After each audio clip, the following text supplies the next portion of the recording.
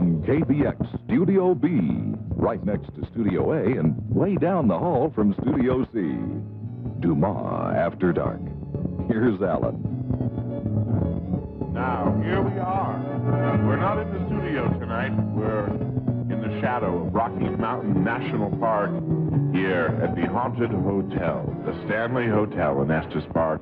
And people from all over the country, in fact, all over the world, you could say, because some are from Canada. People from all over the world are here tonight for HorrorFest, the convention for Stephen King fans, which is going on all weekend here at the Stanley Hotel in Estes Park. And we're going to be here for 4 hours tonight, from now until midnight. These people don't go to sleep then, though. They apparently stay up 24 hours a day at HorrorFest because they run movies all night, and there's midnight readings of horror stories and all kinds of things going on. So we'll be talking to the authors who are here as special guests, some critics. We'll be talking to the fans who have come so far just to be part of the HorrorFest weekend here at the Stanley. And you are always invited to join us. If you hear something intriguing or want to offer an opinion of your own, the number, as always, is Talk 710-825-5710, as we talk about Stephen King, his novels, the movies, and horror in general. Now, right now, we've got a bunch of people already here. They just finished the dinner over in the main dining room of the Stanley, and people are wandering around in the lobby. And joining me now are Dale Paul Anderson and Greta Anderson. I take it you two are related. That we are, husband and wife. Oh, well, that's wonderful. I had a feeling that was probably the case. Dale Paul Anderson is a novelist. He writes fantasy. He's got a book called Clawhammer coming out shortly and has written 9 others. Greta publishes 2 AM publications. She's the editor and publisher, and they put out the horror short stories and things like that. And also, hello at the end. Hello, I'm James Van Heist. I'm the publisher and co-editor of Midnight Graffiti. Our 3rd issue publishes a new story from Stephen King. Really? Okay, well, welcome, all of you. And where are all of you from? Greta and I are from the Chicago area. We've moved out of Chicago to Rockford, Illinois, which is about 90 miles west of Chicago. All right, so you came all the way from Illinois. Have you ever been at the Stanley Hotel before? Never. When you saw it, did you feel that icy finger of terror crawling up your spine? We felt that icy feeling of terror crawling up our spine as we made our way up the mountain road. That's quite a journey, and the sights are just spectacular. Yeah, if you're not used to the roads, especially between Lyons and Estes Park, Colorado, it's really something. You ought to go up there while you're here into Rocky Mountain National Park if you want to see some scary roads, though. That will take your breath away. And Mr. Geis, where are you from? I'm from San Diego, California, actually Poway, which is just north of San Diego. All right, among you 3 people who are professionals, editors, publishers, and writers in the horror business, how big a deal is HorrorFest 89? It's an opportunity for people from all over the world to come together and talk about what scares them, and to talk about the authors that they admire and what it is about their work that has struck home in the deep, dark recesses of their psyches. So this is people who read, do they read horror fiction mostly? These people who are just major fans and read just about everything that comes out in that particular genre? Yes, they do read just about everything that comes out in the horror genre, but they read just about everything. This is a gathering of readers and film fanatics, people who like a well-put-together motion picture. So these are people who are pretty tough critics. Very tough. You're going to be on a couple of authors' panels and things while you're here and be parts of discussions and things like that. Mr. Geis, you're here as a merchandiser. I'm here to promote Midnight Graffiti, and because since this is a convention that its emphasis is on Stephen King, and since Stephen did send us the story unsolicited, I wanted to have the opportunity to make the magazine more available to people. Stephen King sent you an unsolicited story? Yes, a year ago we put out our first issue, and I sent it to him, with no cover letter because they said, look, thousands of people want favors from Stephen King all the time. Yeah, there's no reason I should be one more of them. And so I sent him the magazine because I knew he likes stories by Harlan Ellison, and we had a new story by him. And 2 weeks later, I got a story from Stephen King. And I only recently found out that this happened to be the first story Stephen had written in a year because he had had a writer's block after finishing Tommyknockers. And this particular story is the story he wrote which broke his writer's block. Really? All right, well, as soon as we're done here tonight, I'll have to read it. A new story by Stephen King is actually cause for some excitement around a place like this, isn't it? Fans don't think there's enough from him, so they want more. For a while, it looked like there wasn't going to be anything from Stephen King for a couple of years, and the fans were very concerned about this. But now the floodgates are open again, and there's more and more books coming out. That's good. And you're talking about one of the most prolific writers around. I mean, he just doesn't stop writing. He was writing compulsively there, it looked like, for a while, writing so fast that he was publishing under 2 names. Is that unusual in professional novelists? Is King, aside from being probably, before he dies, he will certainly sell more books than any other author who ever lived, probably. Do you think that'll be the case?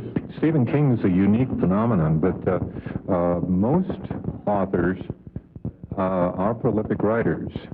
They keep their nose to the grindstone at least 8 hours a day, every day. Every writer has a certain limit, a certain number of words that he or she produces every single day. 7 days a week? 7 days a week. And even while we're here at HorrorFest, we've got our notebooks with. We may not have our typewriters, our word processors with, but we're still writing. And we do write 7 days a week. As a matter of fact, most writers are writing 10, 15, 20 hours a day as long as they're awake. Everything that affects them in one way or another is fair game for their fiction. So this interview tonight will somehow get processed back into the brain and come out sometime later as fiction? Certainly. Yes, it certainly will. And I wouldn't be surprised if some of the people here at the Stanley Hotel didn't wind up in one of our novels.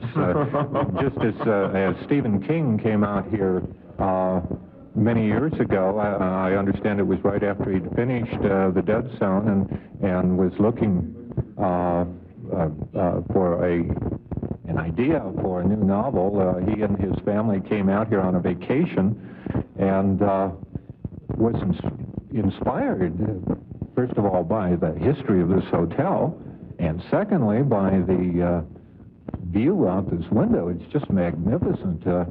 So the Stanley Hotel became the Overlook Hotel in Stephen King's novel, The Shining.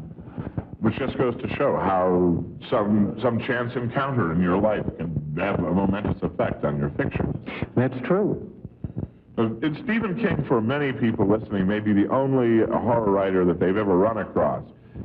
Stephen King cuts across just about every kind of reader in the world. Lots of people read Stephen King that don't read anything at all, and people who read only nonfiction will pick up a new Stephen King novel. Why do you think that is? Why, after many years and many very fine horror novelists, it's Stephen King himself who finally broke through? And anybody, any one of you three, just feel free to comment anytime. Stephen King is honest with us in a way that most novelists are not.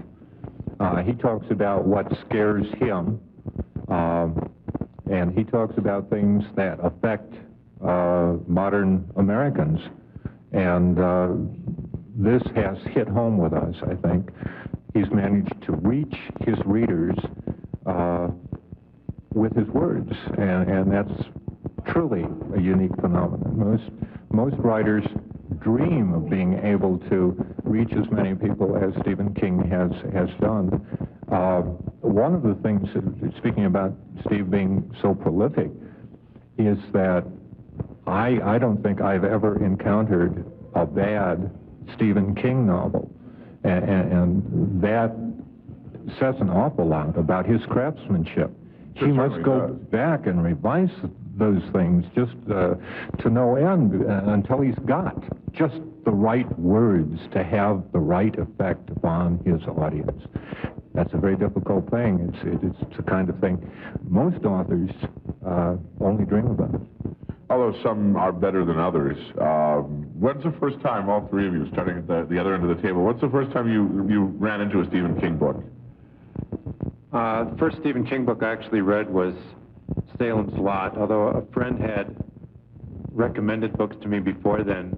But up until that time, I'd been suspicious of best-selling authors, because a lot of best-selling authors are popular for a time, but like if you go back 15 years, most of the people who are on the bestseller list then are not even in print now. Right, you couldn't find their books anywhere. The unique thing about Stephen King is he's popular with a lot of fans, and he's also popular among writers. I mean, like Jackie Collins is popular with a lot of readers, but there are no Jackie Collins conventions, and other writers do not admire Jackie Collins and talk about Jackie Collins. That's a terrifying thought in itself. But other writers... I wouldn't want to see it. I wouldn't want to see it. But you must have had, if you were publishing Midnight Graffiti, you must have had a lifelong interest in this kind of fiction. Oh yeah, I've been interested in this for a long time. It's just there's always new writers, and it's hard to decide, well, should I give this writer a try or this one? And, you know, there's dozens of new writers all the time and new books. When you read Salem's Lot, did you stop and say, now I have seen the future of horror fiction, and it is Stephen King? No, I just read, this is a very good book, and I want to read more books by this writer, and I want to see what else he has to say. All right. What about you, Greta Anderson, who publishes 2 AM magazine, among other things? Get up real close to the mic there. Okay. The first Stephen King book that I read was The Stand, and I was very impressed with how he hit upon something that is particularly with The Stand, is something that we're concerned about from day to day. It was a viral Holocaust. Now, in our modern day and time, we're concerned about things that affect our lives, like a nuclear Holocaust is something that's in the back of our minds. It's something that touches all of our lives. He seems to be able to touch upon those things that are our worst nightmares. That is something that I guess, like your husband Paul said, is to do with his honesty. I guess he can look inside his own soul and articulate what scares him, while most of us are not honest enough with ourselves to do that. He seems to be able to commit that to paper and let all of us share that. And it brings people together. Oh, it does. There's a couple hundred people from all over the country right. who are here today just to talk about Stephen King. No, I'm saying in such as fans and the word of mouth, and you've got to read this. Yeah. This has really wowed me. It's made an impact on the way I look at things. That's really true. One of the first impulses you have upon finishing one of Stephen King's novels is to give it to somebody else, so they can read it and then you can talk about it. That's how I got the copy of The Stand. Really? There aren't that many writers. Paul Dale Anderson, you've written 10 books now. Yes. When did you run into Stephen King? Have you published a book prior to reading Stephen King for the first time? Actually, no, I hadn't published one before reading Stephen King. I'd certainly written several books. You writing in the fantasy horror genre? I was primarily writing science fiction at that time, which is a subset of the fantasy genre, just as horror is another subset of the fantasy genre. There's dark fantasy and there's science fantasy, you see, and then there's high fantasy, which is the sword and sorcery, the Lord of the Rings type fantasy. All right. But I've been a writer all my life, and so is Stephen King, and this is one of the things that we have in common, I guess, is that we, from the time that we were kids, knew that this is what we wanted to do. We were readers. We read little golden books and comic books, and we graduated from those to some of the science fiction pulp magazines and some of the tab books that Scholastic Press used to distribute in grade schools, and went to the library as much as possible and would read practically everything. Most writers that I know will read anything that you put in front of them, whether it's a TV screen, a computer screen, or the ingredients on a cereal box. What was the first Stephen King novel you ran across? The first Stephen King novel that I read was The Dead Zone. So you came into the middle King period. Yeah, I missed Carrie entirely, and Salem's Lot was something that I saw on the stands but did not buy. And let's see, I bought the hardbound first edition of The Dead Zone, The Shining, The Stand, just about everything. I'm one of those people that didn't wait for the paperback to come out. I bought the hardbounds right when they hit, and I waited to hear when the next Stephen King book would be out. I was waiting in line. That's the other reason why he's a kind of a publishing phenomenon. People buy him in hardcover. I guess he sells nearly as many hardcovers as he does softcover. It's just amazing. But nobody wants to wait when a new Stephen King comes out. That's exactly right, and that's why James Van Hise with Midnight Graffiti is really just done a tremendous thing here to get an unsolicited King story and be able to publish it. It's amazing. So we all want to read this magazine. I imagine you'll sell as many copies as there are people who are at this convention. When we come back, we'll talk more with authors Paul Dale Anderson, Greta Anderson, and with Mr. Van Hise about his magazine. And we'll talk to anybody here in the room as people wander in who wants to offer an opinion as, I guess, when we come back. We'll talk about, I guess some Stephen King books are better than others. One of the ongoing questions of the evening will be, what is his best novel and why? And what is the best Stephen King movie and why? You can join us, too, at Talk 710, 825-5710. We'll be right back on KBX Radio. Tonight's adventure in reality continues with Dumas After Dark on KBX 710. And as dusk falls over the Stanley Hotel in Estes Park, we are talking to the people who are here to celebrate HorrorFest 89, the convention for Stephen King fans, for fans of horror, people who like to be scared and like to talk about being scared. This is a long way to come for some of them from Toronto, from New York City, from San Francisco, from Houston, Texas. People from all over have come. And right now we're talking with Paul Dale Anderson and Greta M. Anderson and David Van Hise. Is that right? Did I get yours right? James Van Hise. Well, I was close. They're spelled almost alike. Anyway, we're talking to them about Stephen King because that's the main topic of conversation around here. Some Stephen King novels are better than others, although Paul Dale Anderson says he's never read a bad Stephen King novel. He does have different interests, different periods. What do you think his best novel is? I still have just as Greta says The Stand is her favorite, I like to think of The Stand as one of my favorites. I think it's a brilliant book, absolutely.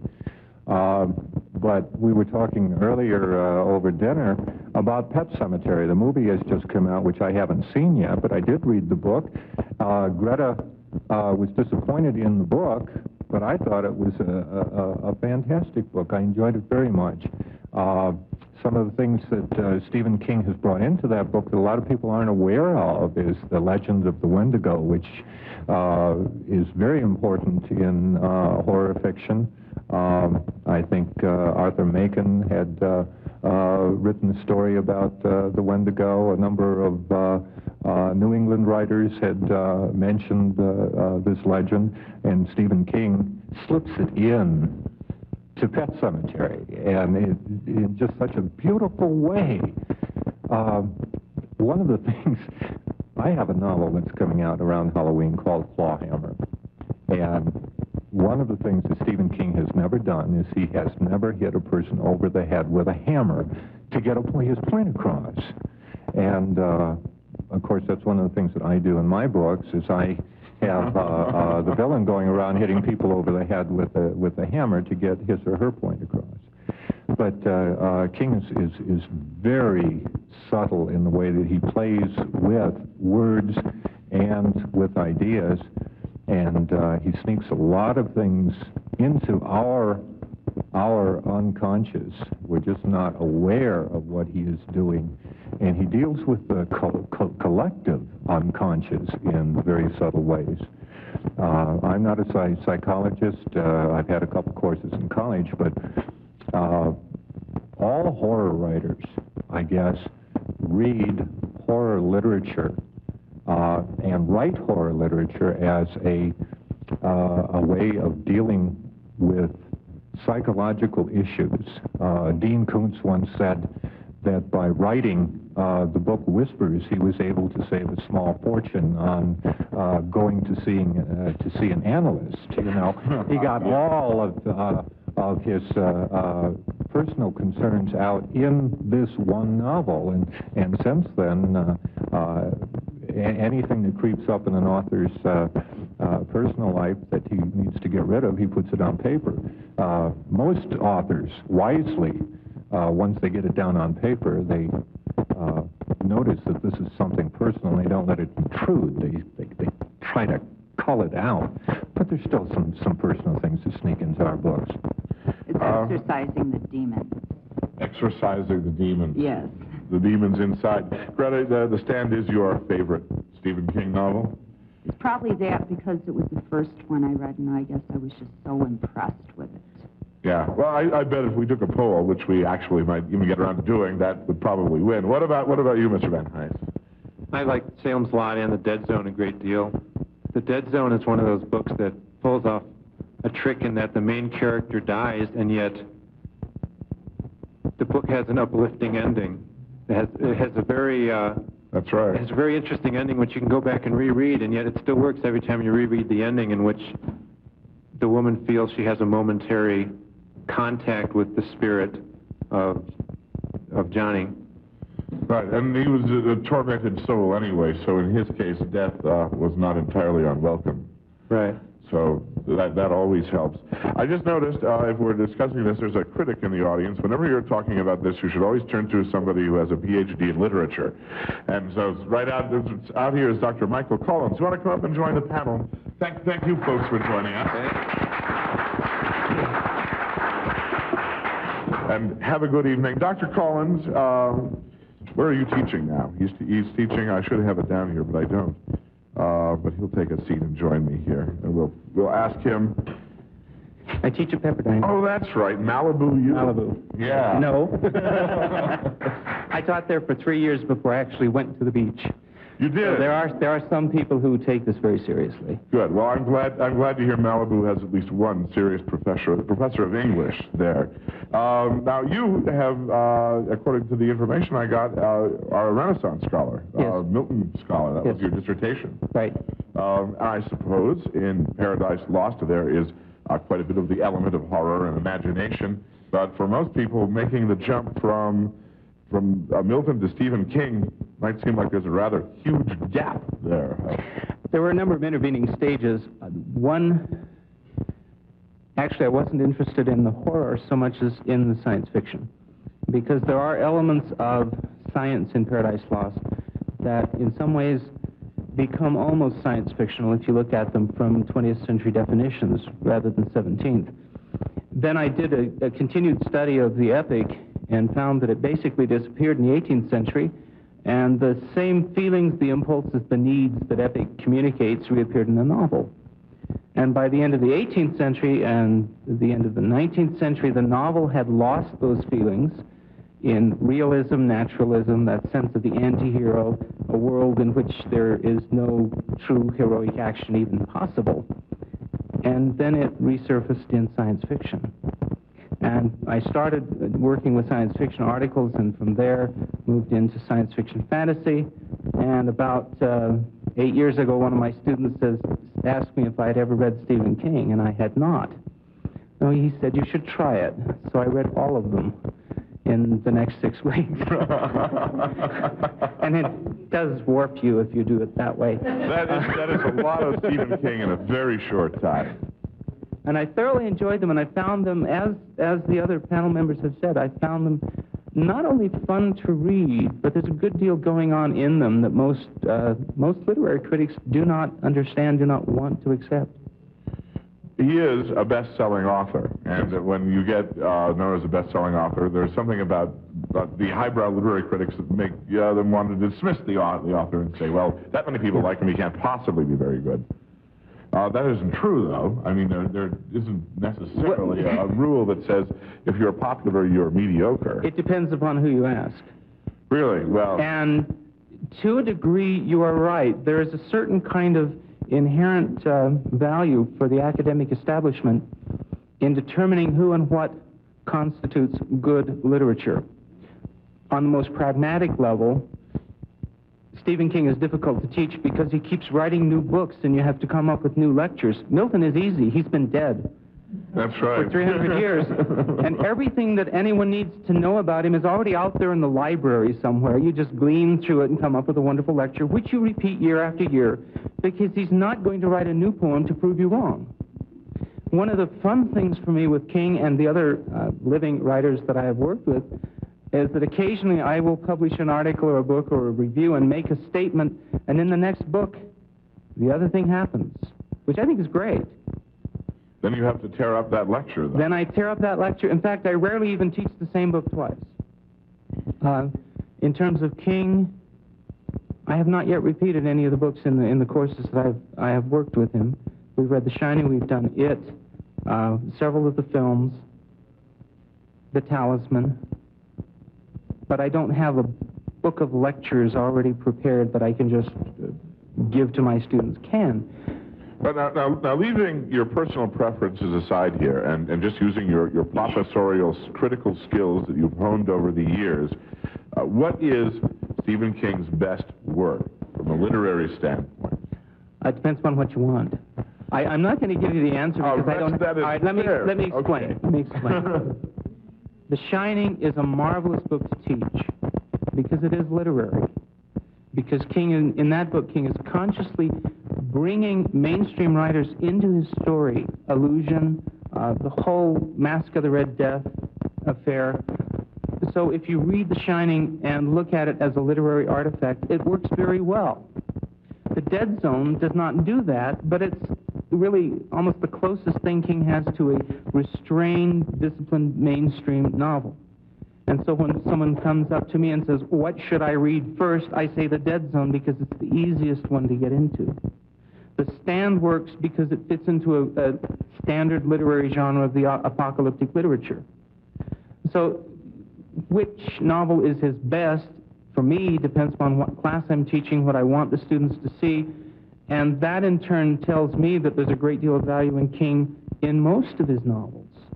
And most of my colleagues will not accept that, will not even look at his books. Which is too bad, because they don't have to teach them. They're just an awful lot of fun to read. True. Well, they won't even read them for fun. I'm not sure some of my colleagues do read for fun. And I'm not being snide. You know, I have my life invested in being a professor. But there comes a point with many professors when they cease to see the book as a work of art. It becomes something to anatomize, something to take apart, something to show how bright I am, because I can take it apart this way and put it together that way. And I honestly believe there are many professors of literature who do not know how to read for pleasure. No, not all, of course, but I think there are enough out there that when someone like King comes along and people rush to read him, they may even feel threatened. Why are these people reading King instead of Spencer's The Faerie Queene? Well, there are good reasons why. Both are valid works of art, but nobody reads Spencer nowadays. Spencer doesn't talk to us. All right, I see some people who are sitting out there. If you'd like to join the conversation, there's a couple open mics, so feel free, anyone who wants to step up and make a comment. Go ahead. Don't be shy. While he's coming up, The Stand comes up as often as any book as the best Stephen King novel. That one struck me as particularly excessive. The first sign that we might have from Stephen King that he sits down and goes nuts at a word processor and may not comb through and revise as much as some of us would like to see at times. And of course you know that about a third of it's missing. You're kidding. No. There was more? The unexpurgated version, I believe, is scheduled to come out next year. The publishers cut several hundred pages, as I understand. So, when you read The Stand, did you get that feeling, or do you think it's pretty much perfect the way it is? Because it's epic. For most modern readers, viewers, epic means any TV show that goes over 2 hours, or any book that covers more than one generation. That's an epic. Right. The word has become debased. But in its real sense, The Stand is an epic. And in fact, you can go to that book and then go back to Milton and Virgil and Homer and look at the way they develop their narratives, and you can see King doing much the same thing in prose for us. And that is, for me, what makes The Stand a magnificent work. Hello, sir. Who are you? Hello, I'm Steve O'Connell from Phelan, California, and I've been reading for Stephen King at least 10 years now. Welcome to Colorado. Thank you very much. My second time. Last time was 10 years ago when we had the Thompson River disaster here, so this is actually much more fun this time. The question that is asked tonight, what is his best work or best novel, I think is an unfair question only because most people have two answers. They have my favorite and probably his best work. That's like asking, what is the best Beatles song? There is probably 3 or 4, and you can't really decide. Most King fans will say, the first book I read. That's fair for me. Salem's Lot holds a warm spot in my heart. But I think he was truest to himself in his book, It. If you've read extensively, and he describes using the hook, terror, horror, and then the gross out, in the It, right. He is true to the hook by creating the parameters of fear and letting you describe the beast. The alien creature, which was fascinating in It, actually was a letdown and came out being some sort of spider with a human's face. The buildup was much better. I think that this was something that he finally went for the gross out, or the horror from the terror aspect, which he had to eventually show his hand. Also, the innocence of youth, which became so popular with the Stand By Me movie, which I think showed how he can endear you to these characters that he writes about, makes it probably my favorite piece. Can I agree with you on that? I didn't teach it until this summer because it wasn't out in paperback, and it's big enough in paperback and hardcover. I think the students would have dropped the class as soon as they saw the reading list. And I disagree with the spider. I think there are good reasons for it being there, and it didn't bother me. But I agree with everything else you've said. In a sense, it moves even beyond the Stand and becomes almost apocalyptic epic. And it may be that King is trying to write something that no one can write, and is trying to touch things that go beyond the human. But it's a magnificent work. I don't think it's too long. I was fortunate to see the manuscript. He sent a copy of the first typescript to me, 14 inches of paper. And he said in the letter accompanying it that he learned from this experience never to write a novel, the manuscript of which is larger than your own head. Then I read the book, and the copy editing process only lost about 10 pages. I think there may be some places that he could delete, but I don't see it as an excessively long book. I think it is a finely crafted, well thought out, extremely ambitious work that succeeds on almost every level. I don't have the professional background like Dr. Collins, and The one thing that I also wanted to bring up about it, and I guess we'll come to that in a second. Yeah. No, we go ahead and finish your Okay, thought. the one thought I wanted to complete, there are no flaws in his writing as far as I can see because I'm biased, but I noticed that he became disjointed, and the sequences such as in Dead Zone, when book 1 became book 2, I almost stopped reading it because I was so engrossed in book 1.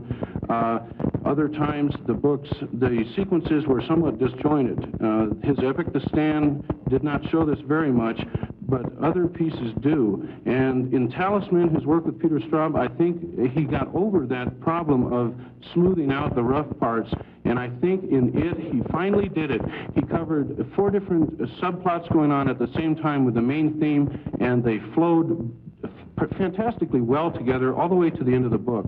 And when I was referring to the letdown of the creature, I had already imagined so many things about this creature. I wanted it to be much more than a spider-like image. And I was ready for him to really surprise me because I had already thought up so many things of what this creature was going to look like. And by the time I got to it, I said, no, come on, it's got to be more than a spider, right? But I loved it all. We have to take a break. We'll be back with Dr. Michael Collins from Pepperdine University and our guests at the Stanley Hotel, where there's now thunder and lightning outside here in Estes Park, Colorado. We'll be right back at HorrorFest after this on KBX.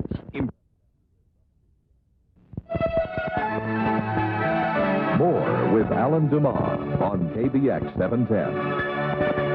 Welcome back. Stanley Hotel in Estes Park. HorrorFest 89 is underway, and we're talking to some of the people who are here celebrating horror fiction and Stephen King. With me is Dr. Michael Collins from Pepperdine. Introduce yourself again. I totally forgot. I'm Mr. Steve O'Connell from Peeling, California, and my friend and guest at the HorrorFest this year is Dr. Pamela Denny, a psychologist. Oh, really? Don't hold it against me, okay? Oh, people crazy? No, actually, I used to think so. I was a severe academic and a bit stodgy and stuffy and terribly condescending about anything that wasn't a purist type of thing. And when I heard about Jung's theory of the collective unconscious that he was talking about, I decided, even though I'm not used to speaking in a large group, I'm used to one-to-one and small groups, that I had to explain to you something that's just happened to me. As a therapist, you see all these lovely theories, but you don't deal with horror and muggings and people being attacked and all of those other things because it's not nice. And so this, through process of being forced to deal with it,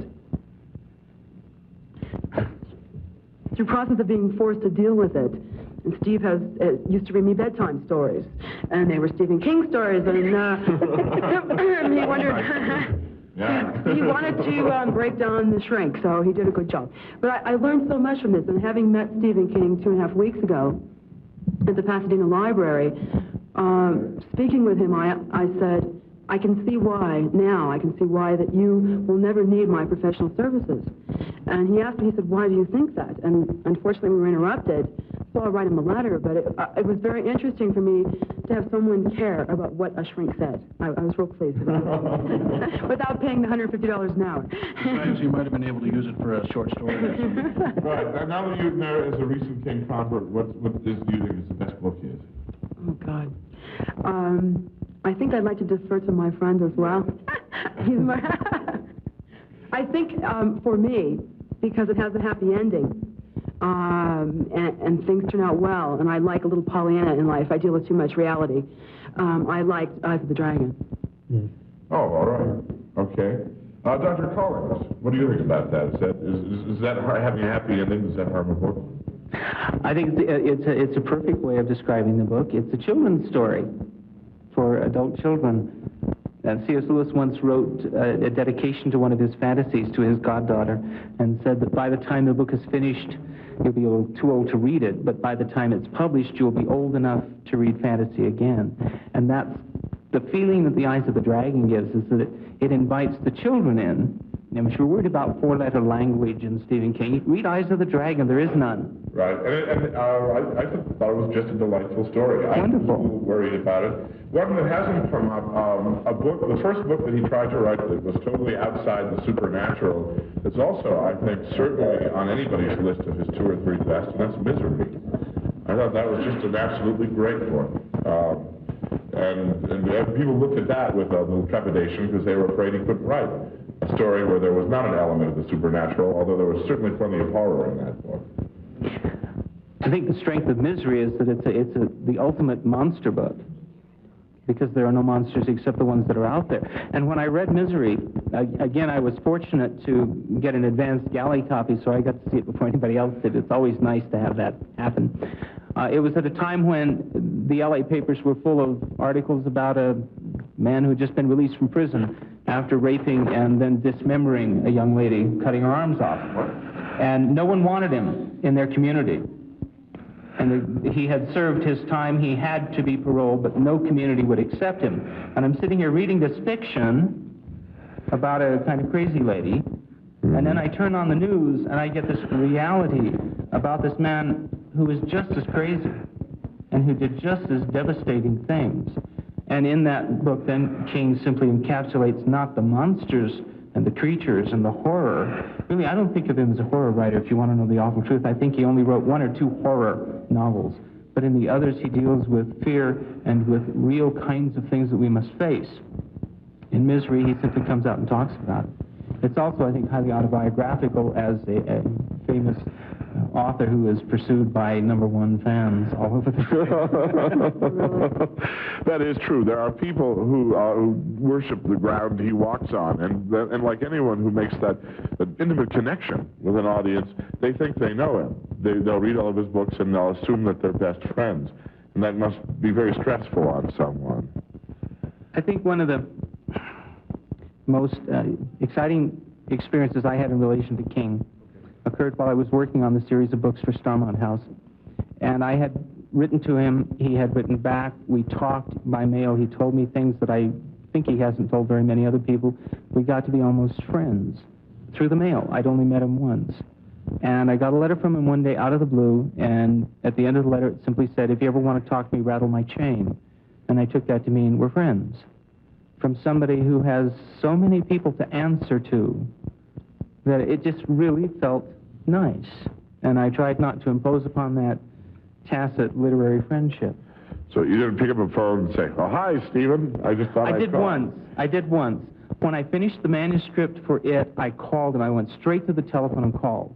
And he wasn't in, which is fortunate because I was crying so hard, I couldn't have talked to him anyway. We'll be right, let's take a break. We're live at the Stanley Hotel here in Estes Park, Colorado. We'll be back to continue our discussion of Stephen King on the page, on the screen, and lots of other stuff, so don't go away. We'll be right back on KBX. So there isn't going to be immediately a sequel to Salem's Lot. No sequel to Salem's Lot. No sequel. No, Randall Flagg will not pop up in Hawaii. Oh well. And the plant is by the wayside also. So what can we expect from the King catalog in upcoming months and years? He stated he was working on something that was inspired by his son Owen called the Library Police. Apparently, Stephanie Leonard gave the impression that there are these people that come to your house when you don't take the book back on time to the library. So Owen had a basic fear there, and Stephen ears perked up and decided this might be a good story in the works. So he says he's working on the Library Police, so look forward to that. Really, that's great. Now, I'm told that Stephen King has had writer's block, that he hasn't really published much in a year or two. He says he feels bad when he drives around in his Mercedes and the new figure deal for the 4 books. He made a very interesting comment about how he writes, and I think it brought back to something to my mind that Bob Dylan said about writing songs. The songs are not new to him. They've been in his head for up to 20 years, and when the time comes right for the cosmos or whatever it is, for that to come out and become, it happens. And Mr. King said that it's the same way that it is for him for writing. These things are always in gestation period in his back of his mind. He always saves these ideas, and when it's time to write, he'll knock out 50 pages in 30 minutes or whatever. Now, what do you do for a living when you're not doing this? Well, I work for Los Angeles County Fire Department as a hazardous materials response team member, believe it or not. Oh, so you kind of live terror every single day. That in a certain form. I live in trash bags and face poisonous gases and stuff like that. Well, thanks for joining us at HorrorFest 89. Thank you very much. I'm having a wonderful time. Okay. Thanks for being here. We'll be back after the news with more from the Stanley Hotel in Estes Park on KBX.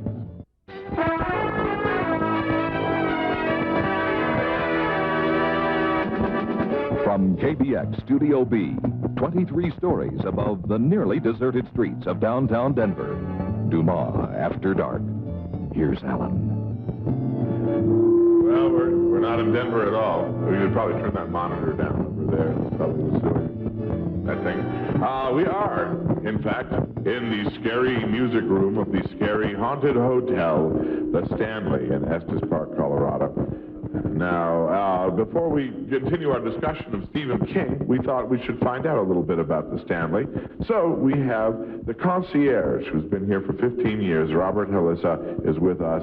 Hello, sir, and welcome. Good evening. Good evening. Now, working here at the Stanley for 15 years, you must have seen your share of ghosts and decapitated bodies and just horrible things around here. I'd like to say yes. A lot of little things have happened here at the hotel. We haven't seen anything, but we've heard and experienced things. We had one employee who, when he was working here during the night, did hear music, voices from our bar, very much like you would have heard in the scene from The Shining. He also heard footsteps with the tap, tap, tap of a cane coming down the steps, the main steps, into the lobby, and that would have been Flora, Mr. Stanley's wife, who was blind and walked with a cane. Did he know that at the time, or is it just a coincidence? This is where you get into kind of a hairy field. It's hard to tell. I used to come over in the wintertime and open up the hotel and show the hotel off in the wintertime.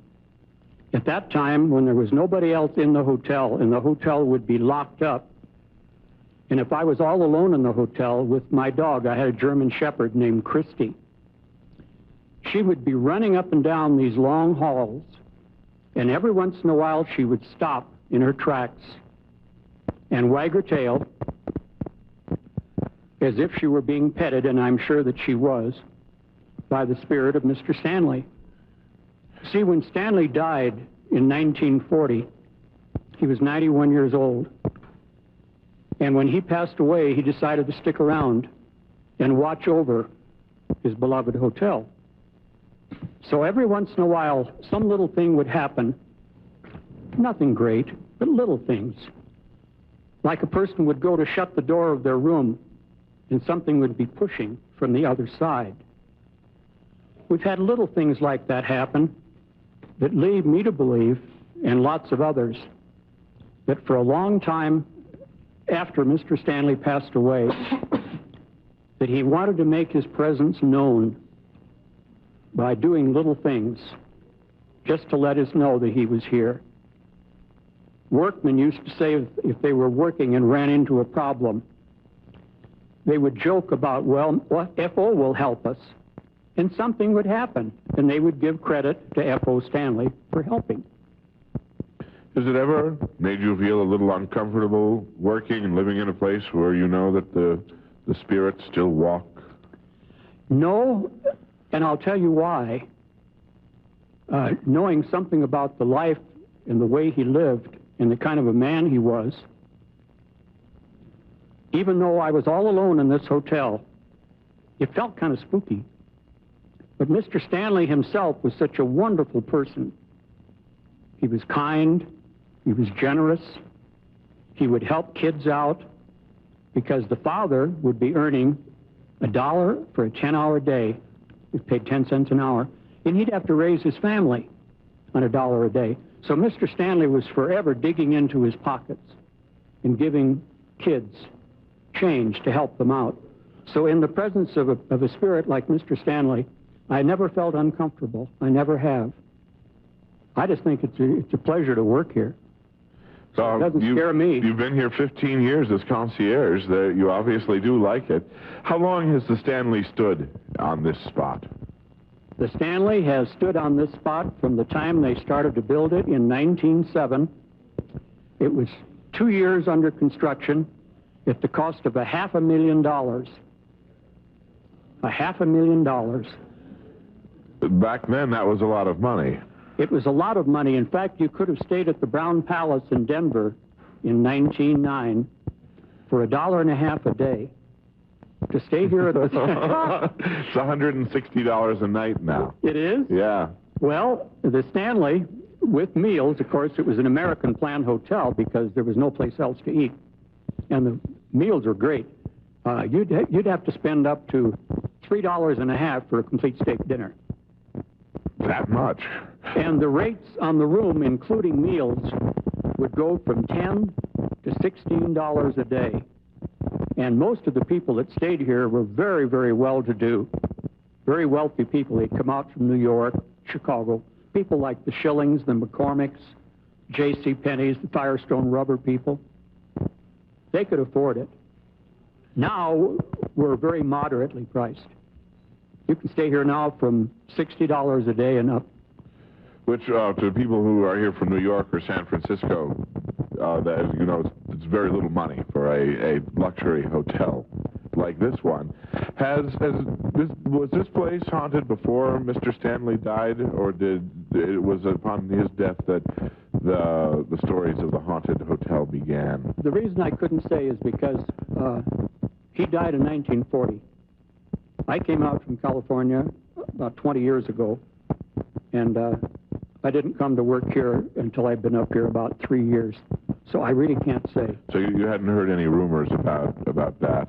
There is a rumor that room 411 is haunted, and that nobody can sleep an entire night undisturbed in 411. Is that true? If you believe it, it's true. The magic of believing. I've had people ask me about several rooms. For instance, room 217. In the movie, it was room 237. And I'm sure, because you're all up on Stephen King, I'm sure you all know that nothing was filmed in this hotel.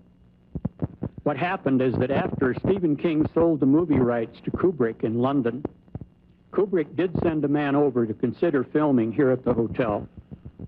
I showed him through the hotel in the daytime. The owner showed him through at night. They were ready to film it here except for one thing. We had no snow. And without snow, it would have cost an awful lot of money. So the location crew picked Timberline Ski Lodge at Mount Hood, Oregon. But in the thousands of people that I've talked to since the book came out, most people are disappointed to learn that this is not where the movie was filmed. Although, if anyone who has read The Shining and comes over the pass and gets their first look at Estes Park and sees this hotel standing on the hill, has no doubt at all that this is the place Stephen King was writing about. Absolutely. In fact, the reason it's called the Overlook Hotel is because as you come in from Boulder and Lyons, right up here on the hill as you approach Estes Park, there is an overlook where you can pull your car off and look down on the most imposing structure in Estes Park is the Stanley Hotel from that overlook. So that is why Stephen named the hotel the Overlook Hotel. That's fascinating. Thanks for stopping by, Mr. Halissa. It's been wonderful talking to you. It's been my pleasure. Thank you very much, and tell everybody to come up and stay at the Stanley. Oh, I certainly will. I love the Stanley Hotel. I've been here many times. And if you come up alone, our regular rate start at $60. If you come up alone and don't get lucky, we knock off $5, which is our single rate. So I suggest bringing a friend, cutting the bill in half, and you don't get the shock until your credit cards come due in 30 days. But remember, nobody at the Stanley ever really sleeps alone. Do they? They shouldn't. They shouldn't. Thank you very much for inviting me. Thank you. Thank you, Mr. Hilliso. When we come back, we've got somebody out in the audience who writes movie reviews. You say for your high school newspaper, is that right? And we figured what better authority than to lead a discussion for a while on Stephen King's movies. Do Stephen King books turn into good movies or bad movies, and which are the good ones and which are the bad ones? We'll be talking about that when we come back live from the Stanley Hotel in Estes Park. You know, there's so many people in this room. I wonder how many will be here tomorrow after the long, dark night at the Stanley. We'll be right back on KBX. Tonight's adventure in reality continues with Dumas After Dark on KBX 710. We are at the Stanley Hotel in Estes Park at HorrorFest 89, talking about horror and about Stephen King with all of the fans. And if you remember a long time ago, I don't know what year because I don't have any reference with me, around 1974 or so, a movie came out that was based on a book written by a largely unknown writer, directed by an entirely unknown director named Brian De Palma. The movie was called Carrie. It was one of the greatest horror films ever made, some people believe, and it launched the careers of De Palma, helped launch Stephen King as a novelist, and a long tradition of Stephen King on film. And that is the topic. Now, if you want to join the conversation out there, the ones who aren't here, the ones who may live through this terrible night, the number here is Talk 710, 825-5710. Hello, what's your name? I'm Jason Long from Auburn, California. Jason, you write movie reviews for your high school newspaper. Yes, I do. You do, so that makes you an expert. I'm glad you're here. Who else have we got at the table now? My name's Jesse Horsting. I'm the co-editor of Midnight Graffiti, the latest recipient of a Stephen King short story, and also the author of Stephen King at the Movies, which is a book that came out 2 years ago that was a comprehensive look at all the filmed stories that have been produced since 1976, actually, which is when Carrie came out. There's kind of a piece of conventional wisdom floating around that says Stephen King books don't make successful or very good movies. What do you guys think about that? Well, I think a lot of good people have made a lot of very bad movies out of a lot of very good books. You know, I agree. It's you know, the old saying is a camel is a horse made by committee. And I certainly think that that's a syndrome that King's stories have suffered from over the years. I don't know. How do you feel about that, Jason?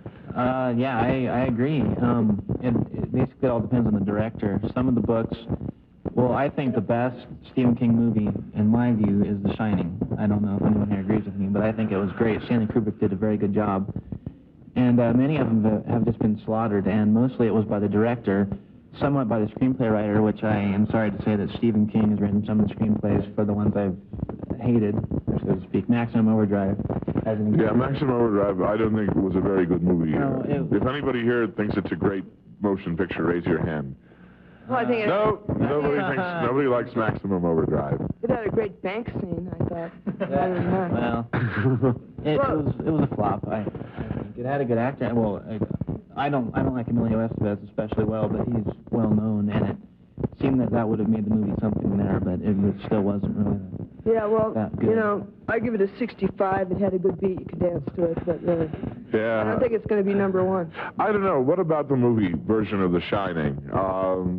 It was my impression that we expected a lot more, and even though it's a pretty good film, it was on the whole a disappointment. Anybody out there in the audience have a comment about The Shining? We've got one up here, front row. We've got a Donahue guy here who's doing it. I think it's a very literate film from Stanley Kubrick, because Stanley Kubrick is one of our most literate directors. But the only reason I'm disappointed in it, is a big reason, is what Stephen King has said himself, that it's the shell of the novel. It's the surface, but then if you scratch underneath it, the story is not really there. It's the basic plot, but it's a very good film, but I would have loved to have seen some of the elements in the novel in the film, because Kubrick could have done great things with them. What's your favorite Stephen King movie? Creepshow. Creepshow? Yeah.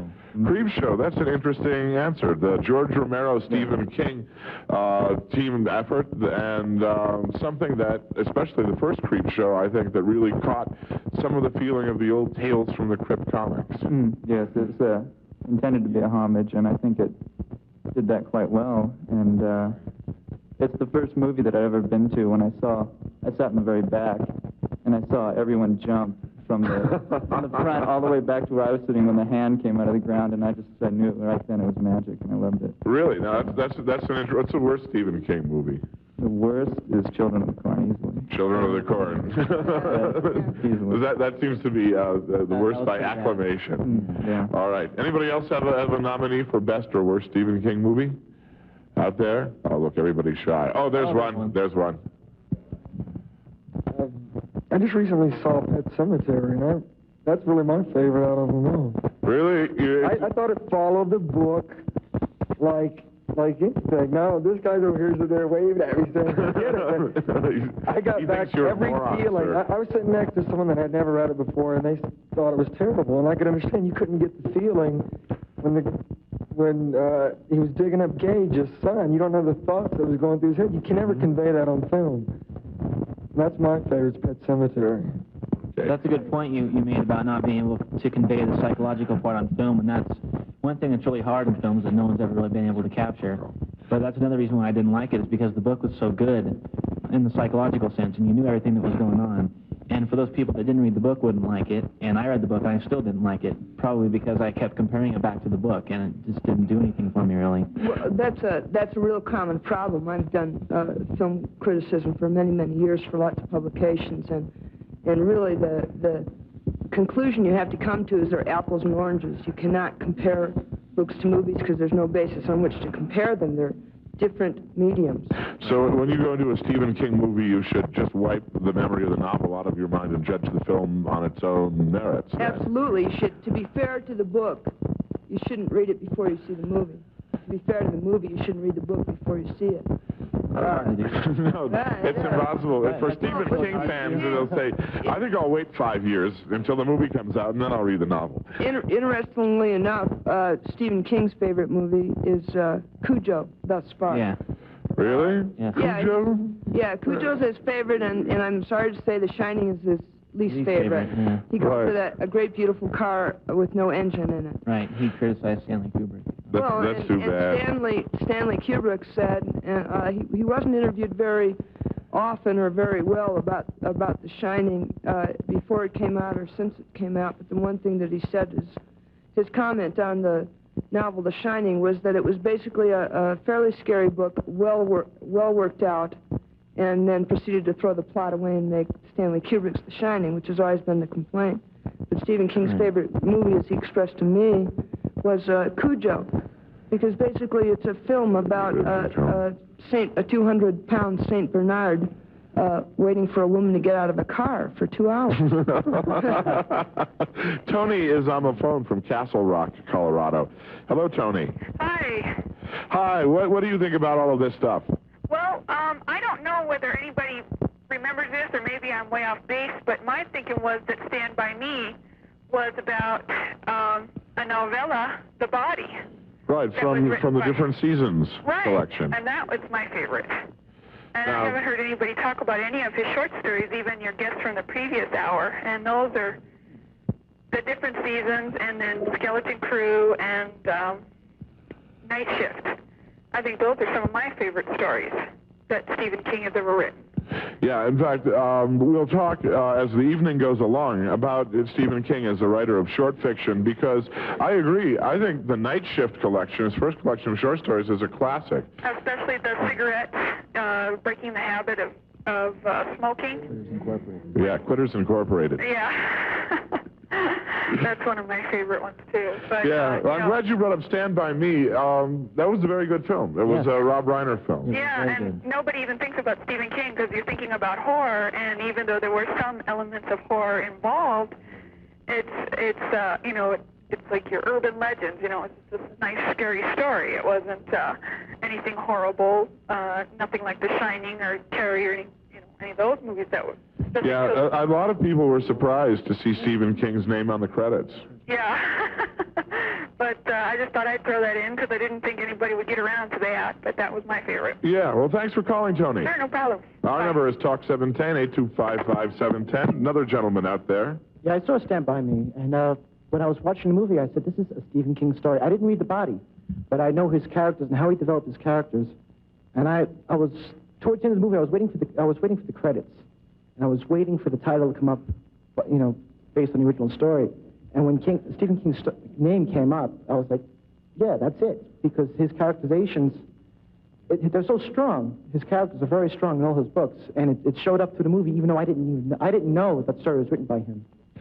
But you are familiar enough with King, so you really made that call? Yeah, I had picked up the characters. That's pretty surprising. Yeah, I haven't read 4 seasons to this day, not yet. But when I came across the movie, I was so impressed that the characters were that strong, and you pretty much fell in love with the characters in the movie. I thought the movie was pretty good, but I just knew it was a story by him. I think that's amazing. Anybody else have a nominee best movie down there? I thought Creepshow was good because it wasn't that long. Like, if it's a short story, they only have a certain time to make it into a short story. Like Children of the Corn, they took 2 hours out of like about 15-page story, and then a 2-hour movie from a novel, it just makes it just, you know, cuts the surface. So I think that those movies were just the right, I mean, just the little parts of the movies, like, right, just the right amount. Creepshows are anthology films with like 5 little stories all in one film. And I thought those were just the right amount, that, you know, it told everything that he told in the story, instead of either dragging it out like in Children of the Corn, or just cutting the surface like in The Shining, things like that. A lot of novelists say that they can't stand the movies made of their books, and they pretend that they never watch them and everything. King apparently likes to get really involved. He's made cameo appearances in movies. He's directed them. He's written the screenplays. What is your opinion of King? We all agree King is a superior and wonderful novelist. What is your opinion of King as a filmmaker? Go ahead. It's the editor here of Stephen King on Film. Well, it's interesting that Maximum Overdrive was certainly his first directing effort, and he got that opportunity from Dino De Laurentiis, who had bought up literally all of his stories and had bad experiences with the 2 previous prior to Maximum Overdrive. Which 2 had he produced? He produced Firestarter, Cat's Eye, were the 2 prior to yeah, boy, nobody's even mentioned Firestarter. I guess that was a terribly forgettable movie. Mediocre. As one Hollywood wag called it, the worst miscasting in the history of Hollywood. That being George C. Scott, probably. George C. Scott as Rainbird, and Martin Sheen saying things like, this ability to start fires is only the tip of the iceberg. It was a very expensive movie that was handed over to a first-time director, Daniel Attias, I believe. And he had just happened to be in the right place at the right time when Raffaella De Laurentiis had another director leave her office. That movie, interestingly enough, had first been offered to John Carpenter before he did Christine. And it's actually the film that he thought that of all the novels would make the best film. But the opportunity didn't come for him to direct it, and it went to somebody else. It's too bad. Carpenter would have done a good job. Yeah. And Stephen apparently made a deal that if Dino wanted to do another movie, the least he could do is let him write it and direct it. He had a very experienced crew with him, but he confessed when the film was over that if he knew what he didn't know before he started, he wouldn't have done it. One movie that hasn't been mentioned yet, which I might rate as the most successful transition from novel to film, is The Dead Zone that David Cronenberg shot in Canada with a wonderful cast and a really good atmospheric, moody film. What do you guys think? I thought it was great. It was really a good film. It wasn't my favorite, but it was definitely one of. Christopher Walken was terrific as Johnny Smith. It got everything from the novel, not everything, but, you know, as much as you can get in a film. Like she said earlier, films and novels can't be compared apples and oranges, you know. And it was really a good film. I liked it. What do you think? That's right. Oh, and of course, Rolene back at the home base in Denver says there's Carrie, which you can't ever forget. Carrie's a great movie. Oh, yeah, it was. Yeah, it launched a promised career. We have to take a break. We'll get back to movies before the evening's over, but I want to thank you guys for joining me. Thank you. Here. Thank you. And when we come back, we're going to talk to an author who is here being honored at HorrorFest, Matthew Costello. So don't go away. We'll be right back to talk more horror live from the Stanley Hotel here on KBX. More with Alan Dumas on KBX 710. Hello again. It is 52 degrees in Denver. It's a lot colder than that here in Estes Park at the Stanley Hotel. It's actually sort of snowing outside, I'm told. That's weird. We have one more comment about films from a gentleman in the back. Hello, sir. Hi. I was just wondering about The Running Man, and how come it got kind of so far away from the novel itself? That's a good question. We'll have to ask one of our experts, but they all disappeared. The Running Man was, you know why? They turned it into an Arnold Schwarzenegger movie. That's why. Yeah. Yeah. All the actors did a great job. I thought Richard Dawson did a real nice job on the MC and all that, but it was just so far away from the book that I just couldn't believe it. It was like night and day from the book. I enjoyed the book, too. It's for the Bachman books. I think that's definitely the best, most exciting. Right, yeah. Okay, thank you. And anybody else who's hanging around in the room here who wants to join the conversation, just grab the microphone. There's a guy wandering around with it there. Just grab it from him and start talking. Right now, there are a number of authors here that are being honored at the HorrorFest 89, and one of them is Matthew J. Costello, who's joined me. Hello, sir. How are you doing? Oh, I'm just fine. Thanks for joining us. Where are you joining us from? Where do you live? Westchester, New York, and we flew in yesterday, outside New York City, about 15, 20 miles. Really? Do you do a lot of these conventions and stuff? I have of late. I'm still getting used to going around and staying up late, but it's still pretty new. Yeah, when you're an author here, you're one of the guests of honor, and you're here. It benefits you because you're with your fans and you can sign books and encourage them to read you. But you have to be nice to people, right? I mean, that's the idea. Well, you feel like you're in public. If people come up and ask you for an autograph, I'm not just here with my wife and hanging out and relaxed. That you're in public view, and so that's a little bit odd. But on the other hand, it's nice to, having worked so long, to finally be in a point where your work can get you to the Stanley Hotel. And that's a lot of fun. That's true. And I bet they're paying for your room even. My publisher is, and they're supplying the books. They're the one who's actually sponsoring my visit. Okay. Do the fans make you stay up till 3 o'clock drinking and talking about stuff? No, they haven't. That would be nice if that did happen, but I don't think it. If they were paying for the bar bill, that'd be great. How many novels have you published altogether? There's two horror novels out. I've done science fiction and fantasy, and the new one just came out about 3 weeks ago, and I'm signing that tomorrow and giving out copies to the guests at HorrorFest. So there's 2 horror novels out. The next horror novel will be out next summer. And I've done some science fiction and fantasy, some teenage books for kids, and also a book which is a history of puzzles, which has absolutely nothing to do with horror. No, but you are kind of a puzzles and games type of guy. I've been into games since college. That's what I did in college. Instead of go to classes, was play games, and we played Monopoly at dawn when the bread man came, and I was able to parlay that into a writing career, which is actually my first bit of writing professionally was doing games. The lucky thing for you, you weren't in class.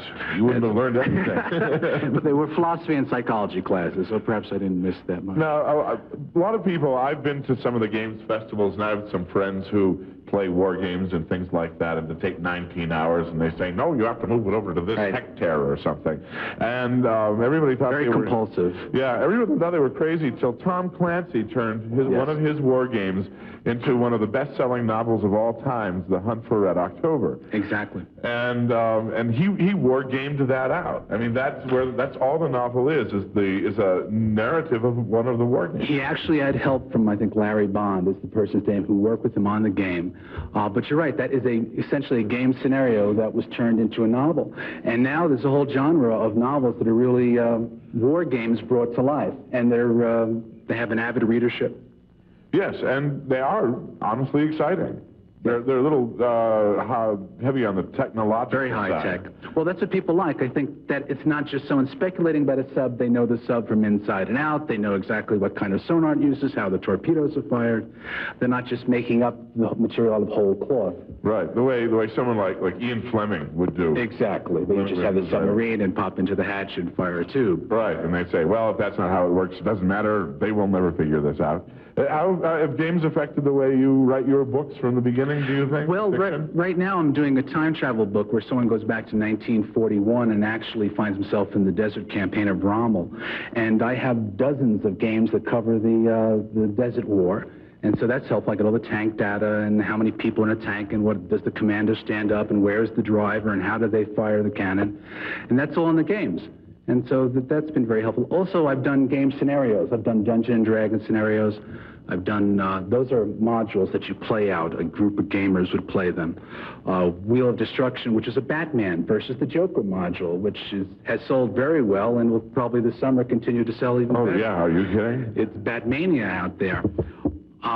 So all of that kind of thinking of multiple solutions to a plot problem make plotting a book absolutely easy. Because to deal with something where I could just take one plot line and work with it was a piece of cake after dealing with multiple plot lines and making provisions for any kind of event to happen in a role-playing game. You, among other things, I noticed, are also an accomplished interviewer. Well, I've interviewed people. I wouldn't say I've interviewed a lot of people for the LA Times for their outtakes. Oh, okay, because they said the calendar. The outtakes is in the Sunday magazine. Yeah. Larry Hagman, Marino Sullivan, Scott Rudin, a bunch of other people. Ray Harryhausen, who did the animation films during the stop-motion animation films during the 50s. And I guess you're going to put out a collection of these interviews. No, probably not. I never enjoyed it, especially doing them for the LA Times. They really wanted you to dig beneath the skin of the person you were interviewing. And I always felt that a person's private life was theirs, and yet to be a good interviewer, you really have to be able to go that extra step. Not that I'm encouraging you to. And I really had a hard time with that. I guess I was brought up to be too polite. I'd rather explore psyches in novels. Yeah. Well, did you ever see the article that was in the New Yorker recently that described every interview as a betrayal? Yes, you gain trust. That's right. Yes. And then you put a knife in their back. Often I'd walk in the door with one story talking about the film and then quickly turn around and ask them, well, when did you stop beating your wife? Yeah, sort of exactly. Well, it's nice to know that you're too decent to be a journalist and not to be a novelist.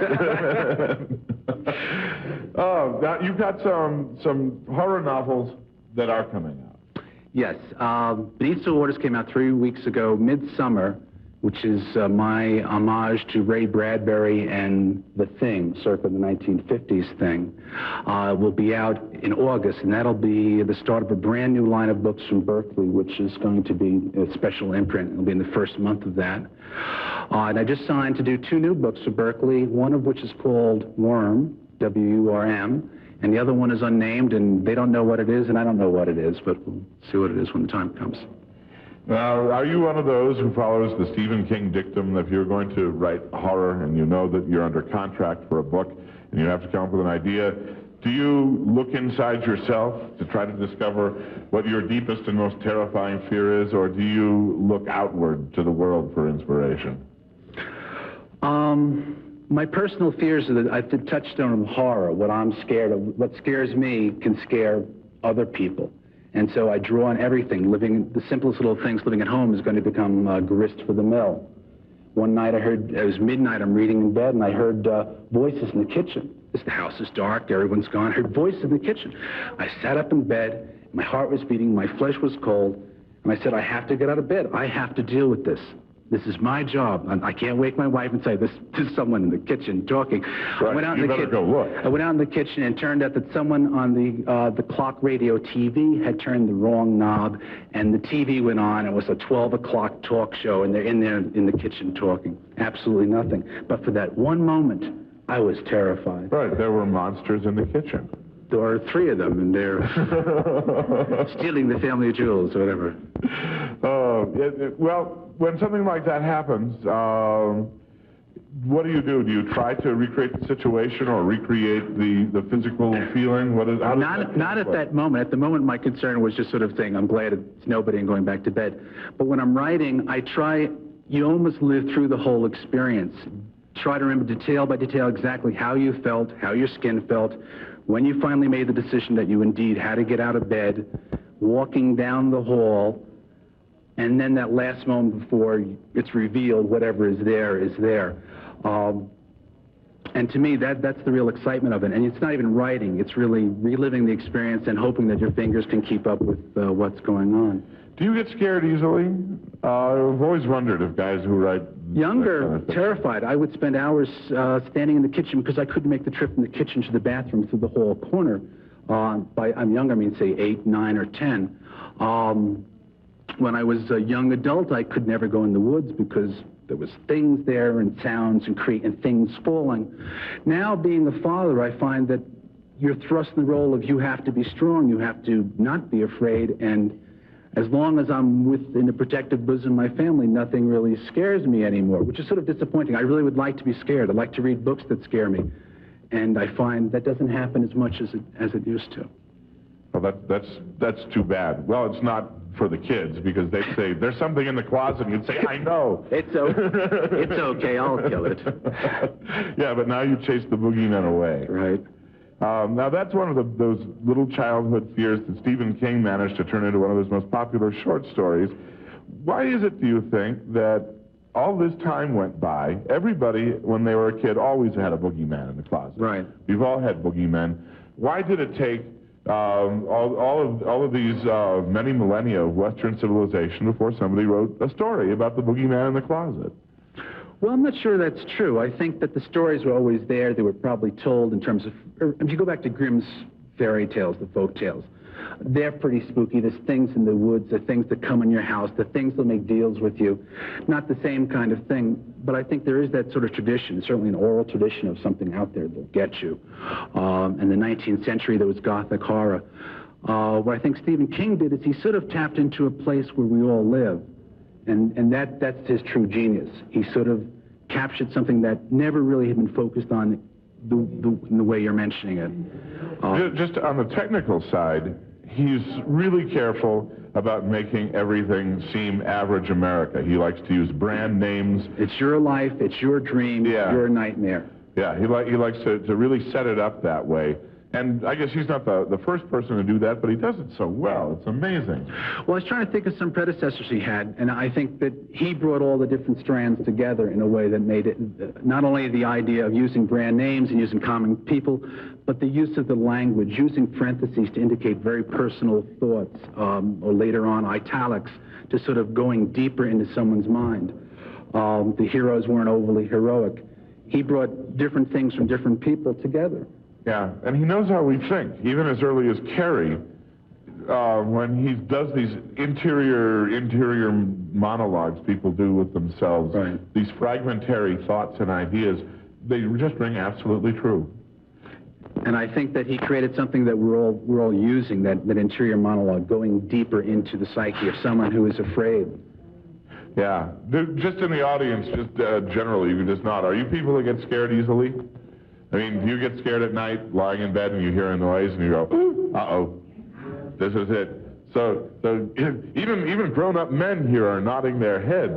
So I wonder if that's a necessary sort of prerequisite to be a horror fan, is to be one of those people who just get spooked real easily for no reason at all.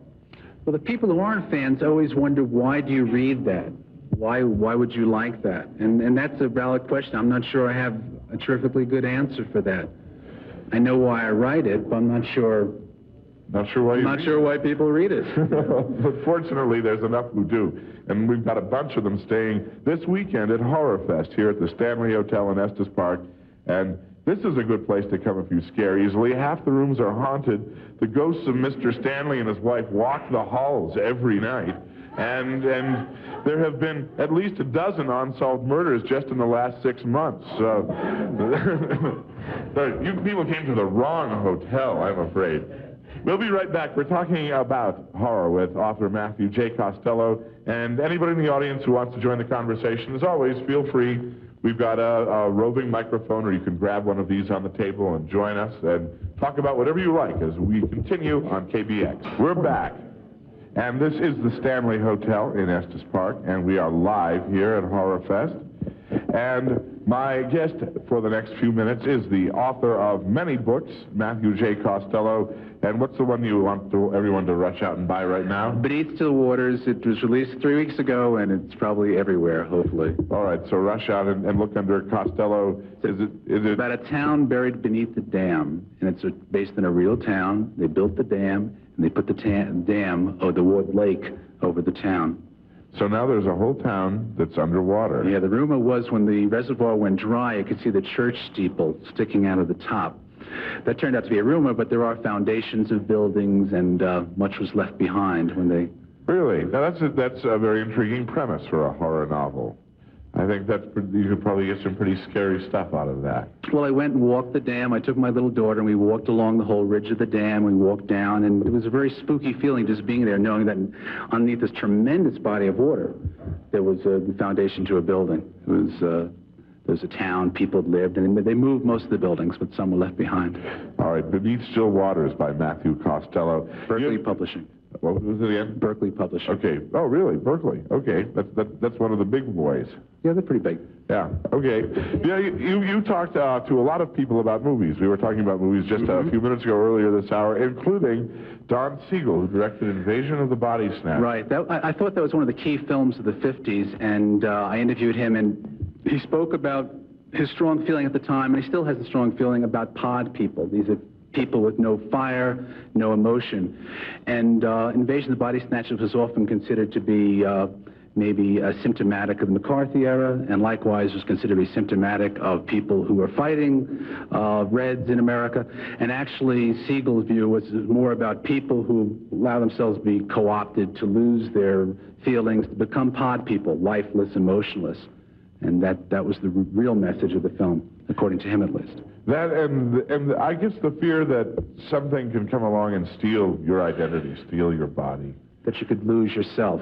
Yeah. The most vital. There's a story by the late, great Philip K. Dick called The Father Thing. That was very similar to that, about a little boy who comes home and finds out that his dad is a pod. Well, that's like Invaders from Mars, which is the 1950s film Cameron Menzies directed, and marvelous images. It's because it's shot from the boy's point of view. That's right. And his father has a little nick in the back of his neck and talks in a dull, responseless tone, and the boy goes, "Daddy," and immediately the boy knows something is wrong. Right. What was wonderful about that is that adults don't see the difference. Exactly. Right. It's just the children who see the difference. And that almost forecast the Stephen King's emphasis on children in his work. That it was uncommon in the 50s to take a child protagonist, to take a child's point of view. If you look at 50 science fiction films, it's not there. And yet that's what Stephen King would really focus on. How does a child think? How does a child react?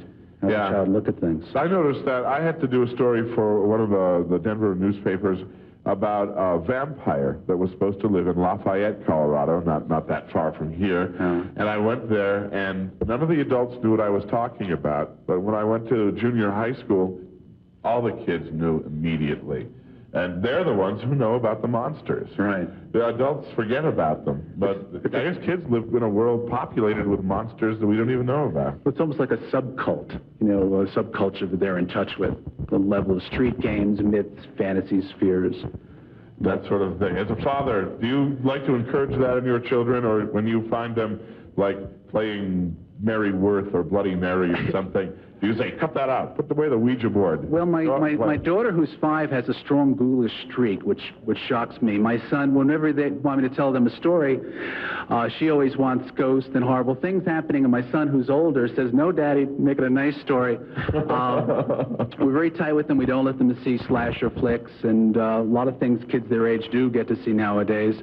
I did read sections of my book to them, but when I got to certain points, I had to stop. But so I encourage... You don't even let them read your books till they're 12? At least 12 or 13. Okay. I taught 5th grade for a while, and children used to come in with my horror novel, and I say, you can't put that away, you can't read that, come back in a couple of years. Oh, well, I guess we're out of time. Matthew Costello, thank you for joining Well, me. thank you. It's been great. The book is Beneath Still Waters, available everywhere. We're going to be back to talk about probably the premier historian and biographer of Stephen King, Douglas Winter, will be on with us next, live from the Stanley Hotel in Estes Park.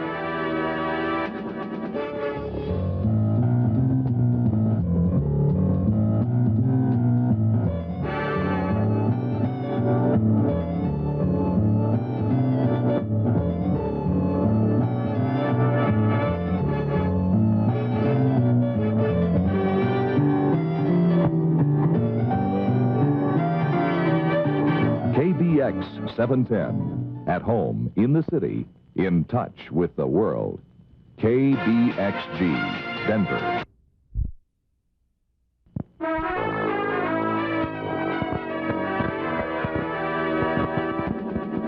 From KBX Studio B, right next to Studio A and way down the hall from Studio C. Dumas After Dark. Here's Alan. And welcome back to the Stanley Hotel in Estes Park, Colorado. This haunted hotel where the spirits of Stanley and his wife, their shades walk the halls every night. For some reason, all the fans of Stephen King and horror novels in general have decided to congregate here this year. And some of them may live or die to regret that decision before this long, dark night is finished. Well, Stephen King is the main topic of conversation here.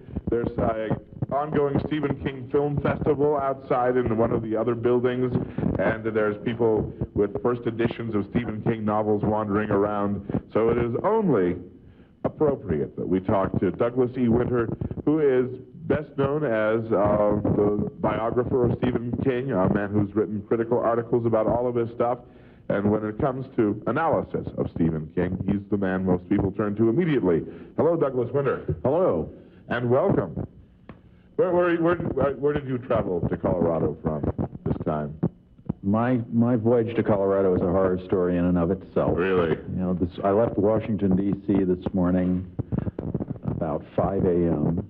That's terrible, being up that awake early in Washington. Then what happened? I was told by United Airlines that there was a slight problem with the door on the airplane. And I was left sitting in the lobby of Dulles Airport for several hours before United announced that the problem was out of hand. Well, at least it didn't come off at 30,000 feet. No, they said no. So then they said, we're going to make everything much better for you today. We're going to send you to O'Hare Airport.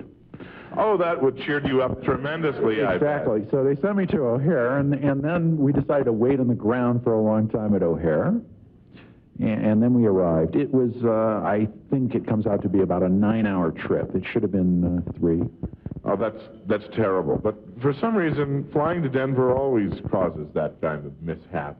And then you had to make the treacherous trip through the Rocky Mountains here to Estes Park. I understand that, yeah. Yeah. Have you been to the Stanley before? No, not in this life. Really? So... So when you came over the pass there and got a look at it, did it strike some feeling of recognition in you, having paid such close attention to The Shining and Stephen King's other books? Yeah, of course it did. I wasn't quite prepared for the mini-mart down the road, but yeah. That took a little bit something out of, took a little bit out of the atmosphere, but yeah, it's a terrific hotel. I was walking upstairs a little while ago, and I couldn't help but notice the fire hose curled on the floor, and I'd walk down the hall and turn around and look at the fire hose, and the fire hose would look back at me. And right. Did you notice the two twin girls on the second floor? Well, you'll see them before the evening's over, I'm sure. One of the things of yours that I read, I'm one of those people that get so excited about a new Stephen King short story that I rush out and buy a hardcover book. And I bought Primeval to read the Salem's Lot short story. You're obviously a man of taste and distinction. Right. Now, Primeval has since been issued in paper, though, so people don't have to pay quite as much. But that is a wonderful collection of horror stories. and you were the editor of that anthology. That's right. Now, when you're doing that, I guess you probably have more horror stories than you know what to do with when you start, don't you? I think that's the general rule. With this particular book, Primeval, there was a notion to the book, both from my perspective and that of the publisher and that of some of the writers who were in the book, that we were trying to put together a book that would represent the state of the art of contemporary horror fiction, where horror stands at the close of the 1980s, and hopefully a book that would look forward a little bit to the future. There were a lot of invitations to a lot of different people for the book, but there was also an emphasis on a kind of horror story, which really has nothing to do with subject matter, has nothing to do with style. I think has most to do with a certain kind of aesthetic, a certain kind of view of horror that shines through in this particular book, and that is the horror of reality. It's a book that very much is steeped with one foot in the real world. It's not a book that depends a great deal on the conventions of the typical horror movie of the past, for example, where you have the classic vampire-type characters, the classic werewolf-type characters. Even when you have stories like Steve King's The Night Flyer, which concerns itself with the pursuit of a vampire, the main character in the story is a seedy news reporter, and the emphasis of the story is upon the psychology of what's occurring rather than the fact that the person he's pursuing may or may not be a vampire. Is that kind of the legacy of Stephen King, that horror is now set in the real world? Well, it's a legacy that's most widely felt because of Stephen King. I think that he clearly attributes a great deal of it, as I do, to Richard Matheson, to Ray Bradbury, Charles Beaumont, to Rod Serling of Twilight Zone fame. It's really more a legacy of a generation of writers that grew up in the time frame after World War II, who started perceiving that horror could be set somewhere other than in the misty moors of England. It didn't have to be period pieces. It didn't have to be a kind of fiction that dealt with haunted castles in Europe. As a result, you've seen a transformation of horror fiction over time. Now, in the novels of Stephen King or the films of George Romero, the haunted castles are shopping malls. You know, the terror is not of a vampire floating down a river from far off Transylvania into the heart of England. The terror is, you know, your neighbor getting out of his car, letting his dog loose, starting up his lawnmower.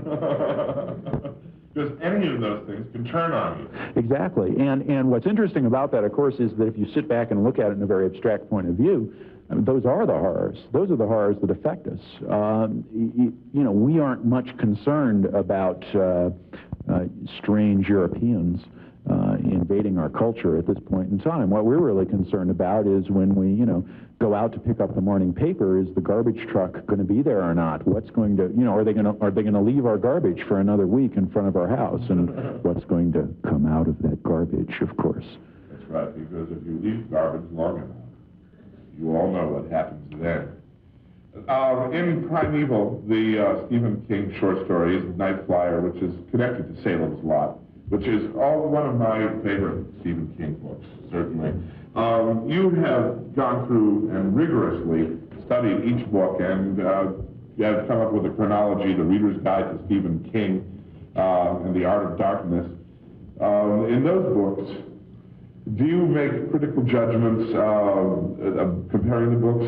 Do you actually say, you know, this, you know, the Stand is a clear improvement over The Dead Zone in this respect? Only to a minor extent. I don't like to be, I think that there's a certain element of gamesmanship to that kind of analysis, and I really don't like to be drawn into it. I like to think that the best Stephen King novel hasn't been written yet. Certainly you can compare different books in many different ways. You know, certainly, and in Primeval, I mentioned that two of my favorite King novels are Salem's Lot and The Dead Zone, both of which intersect in that story, The Night Flyer. I believe that anytime you're looking at a lot of fiction by a single author, I think you're going to find that anyone has his or her own favorite story. Favoritism usually has to do not with what a good story it is, not whether it's the best of a lot of stories, but because the way it's touched you in a particular way. Let's face it, a terribly awful book can be written. Terribly awful movie can be made. I'm thinking right now particularly of a lot of Italian horror films by directors like Lucio Fulci who deal with, you know, bizarre zombie ideas. If you look at them on their merits as film, they're dreadful, but they touch you and they bring out something in you. So you're personally drawn to those films because of their images, because the way in which they've touched you, and all those play a role in favoritism, I think. So I'm not a person who will say here are the best 10 Stephen King novels in order of excellence. And you're not trained as a critic the way Dr. Cummings, who I talked to a little earlier, is trained as trained as an attorney. Well, that's kind of a distinction without a difference, I think.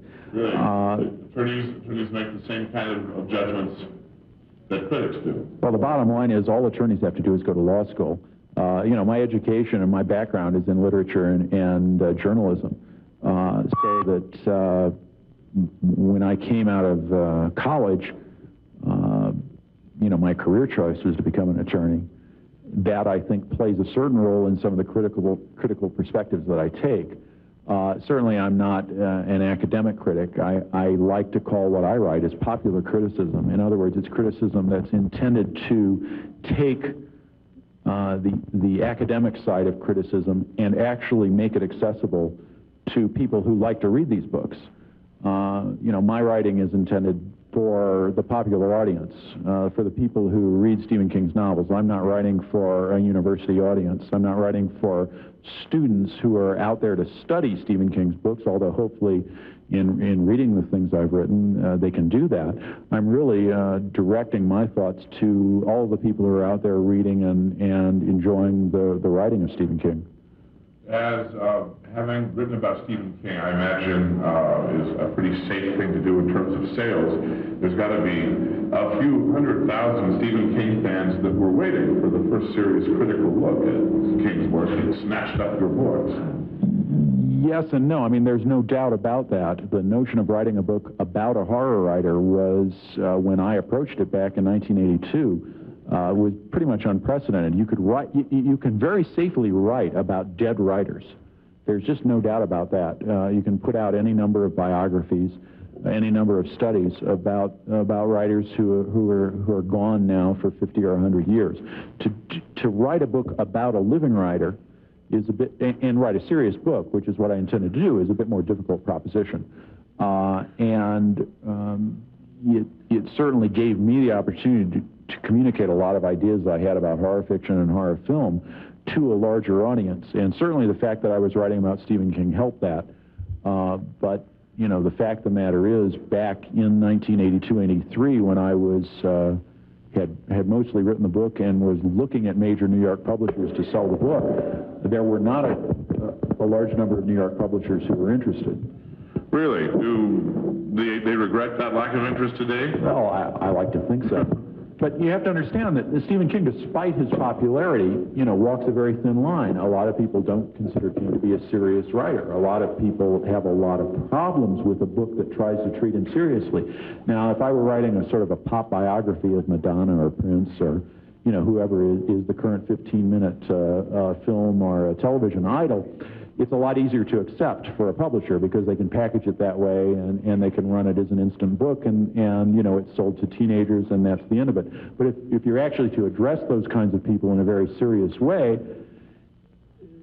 publishing looks on it in an odd sort of sense. They're not really sure there's an audience out there for it. And I think it took some convincing. I think the book, you know, certainly proved itself once it was out there.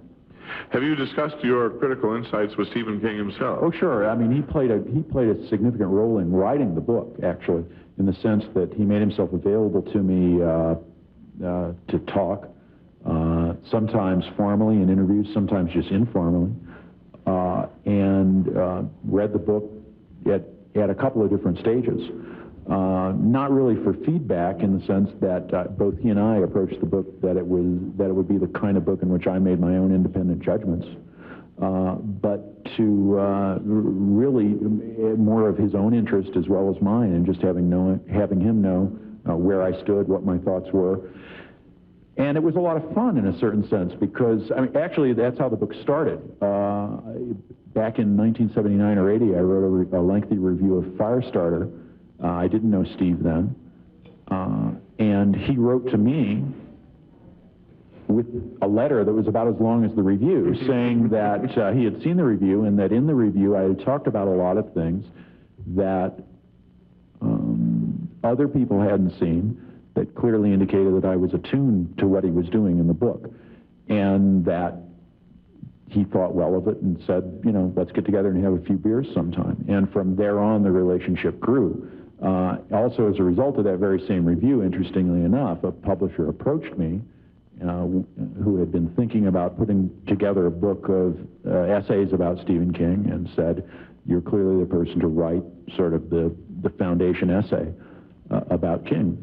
And it sort of all grew from there. King is an accessible person, then. I guess the first time I ever had any sense about who he might be in real life was the Playboy interview that he did. That was really amazing, and it was such a wide-open review, almost confessional at times, when he talked about his family and his poverty and his struggling and his drinking and just about everything else under the sun. Yeah, it's real interesting because I think that's one of the major facets about his writing that has propelled it so successfully into the public view. A lot of horror writers are very repressed people. Stephen King operates almost entirely without repression. He's willing more or less to say or do entirely what he feels in his fiction.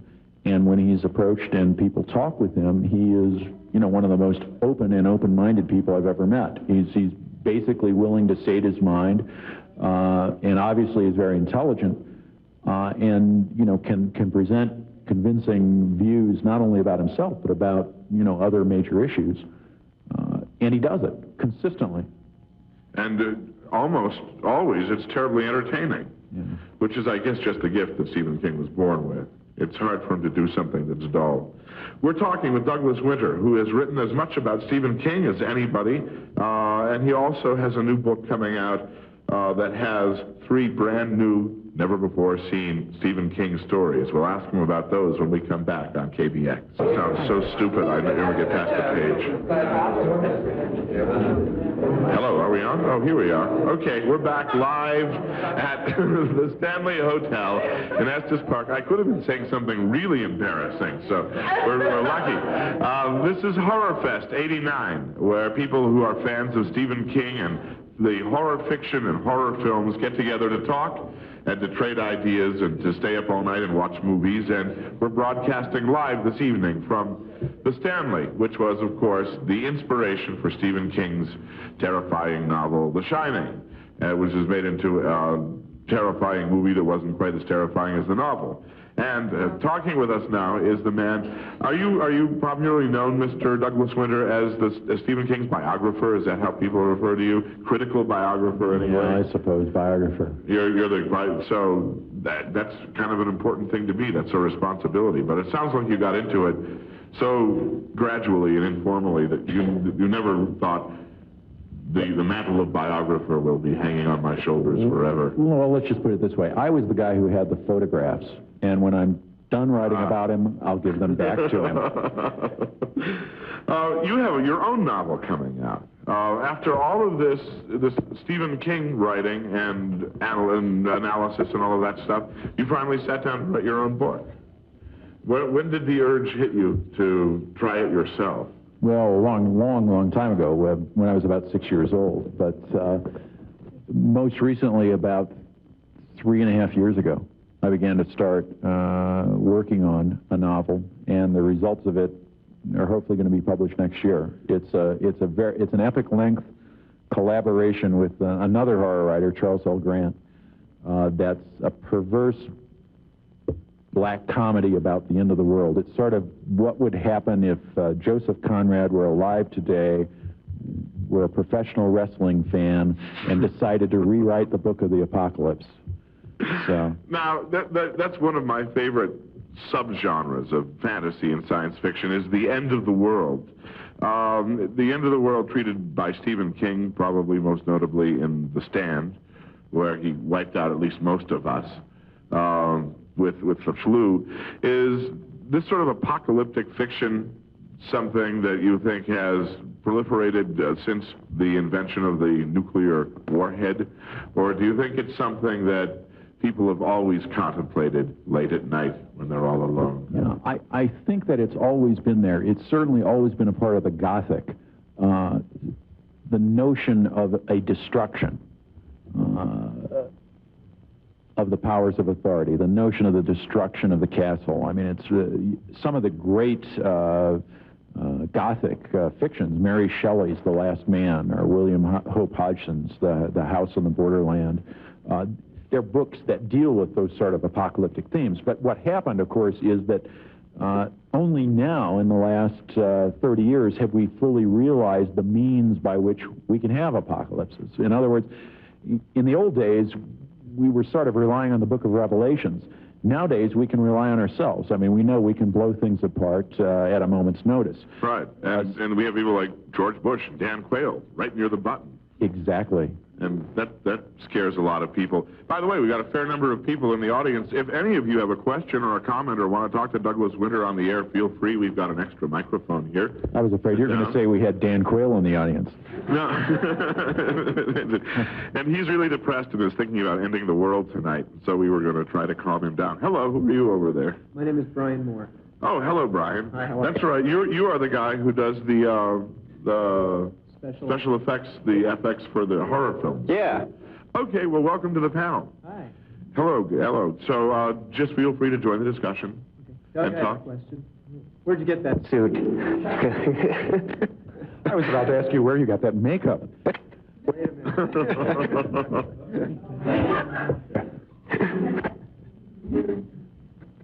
That is a nice suit, now that you mention it. The end of the world is something that we all think we're going to survive, too, I guess. And when the world ends, the favorite stories are the survivors. Somebody gave me a book called Swan Song earlier today and said that that's got to be one of the all-time great surviving the end of the world stories. Yeah, well, it may be, but when you read my book, I think you'll see it goes one further. I mean, my book answers the question: when the world ends, who gets Heather Locklear? Really? Well, tell us. I don't think we can wait. You've also got a book out with 3 new short stories by Stephen King. Now, what are they about?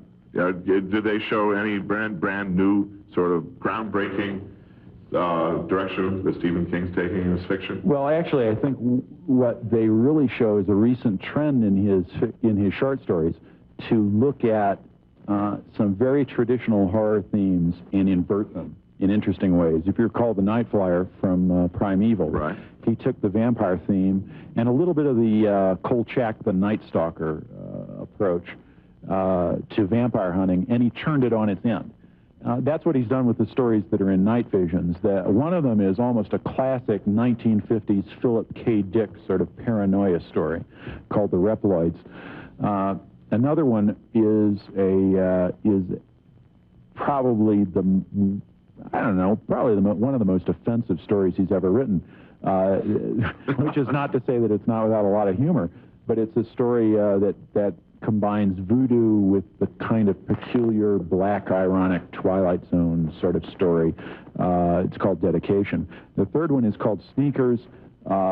Let's just say that its premise concerns the most unlikely haunting by a ghost that one can ever imagine. You've heard of haunted houses, you've heard of haunted moors, you've heard of haunted apartment buildings, you've heard of just about anything and everything that can be haunted. You've probably not yet heard about a haunted men's room. Until this story. No, it sounds terrifying. That's in Night Visions 5, which is on the stands now. You can buy Night Visions 5 and read these 3 stories. How much does it cost? The hardcover, I believe, is $19.95. That's typical. That's okay. $20. Is there going to be a softcover soon? There is going to be a softcover from Berkeley, I believe, this fall. Really? So now the question is, can we wait to read about the haunted men's room until September, or do we need to read about it now? That's right. And that is, of course, an individual and very personal choice.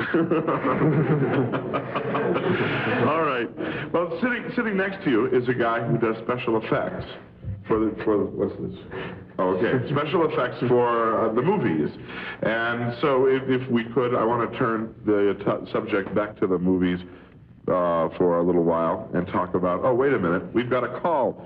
Carol in Greeley, for some reason, is called. Well, of course, everybody who's listening to this program is allowed to call, and I should give the phone number more often. It's Talk 710, 825-5710. If you have a question for any of our guests, hello, Carol. Hi, it's pretty interesting to talk to Estes Park from Greeley through Denver. Yeah, you're right. This is kind of insane. It's lucky we can even hear you. We could talk on the hypotenuse of the right triangle. Actually, I called because I'm hearing a lot about Stephen King, and while I enjoy Stephen King, I'm a fan of the older horror novels, the H.P. Lovecraft, Ambrose Bierce, August Derleth, the Cthulhu Mythos, and I was wondering if they were having any of this at the convention. Yeah, is this just really the modern and postmodern guys, or can you find the Lovecrafts and the Poes around here?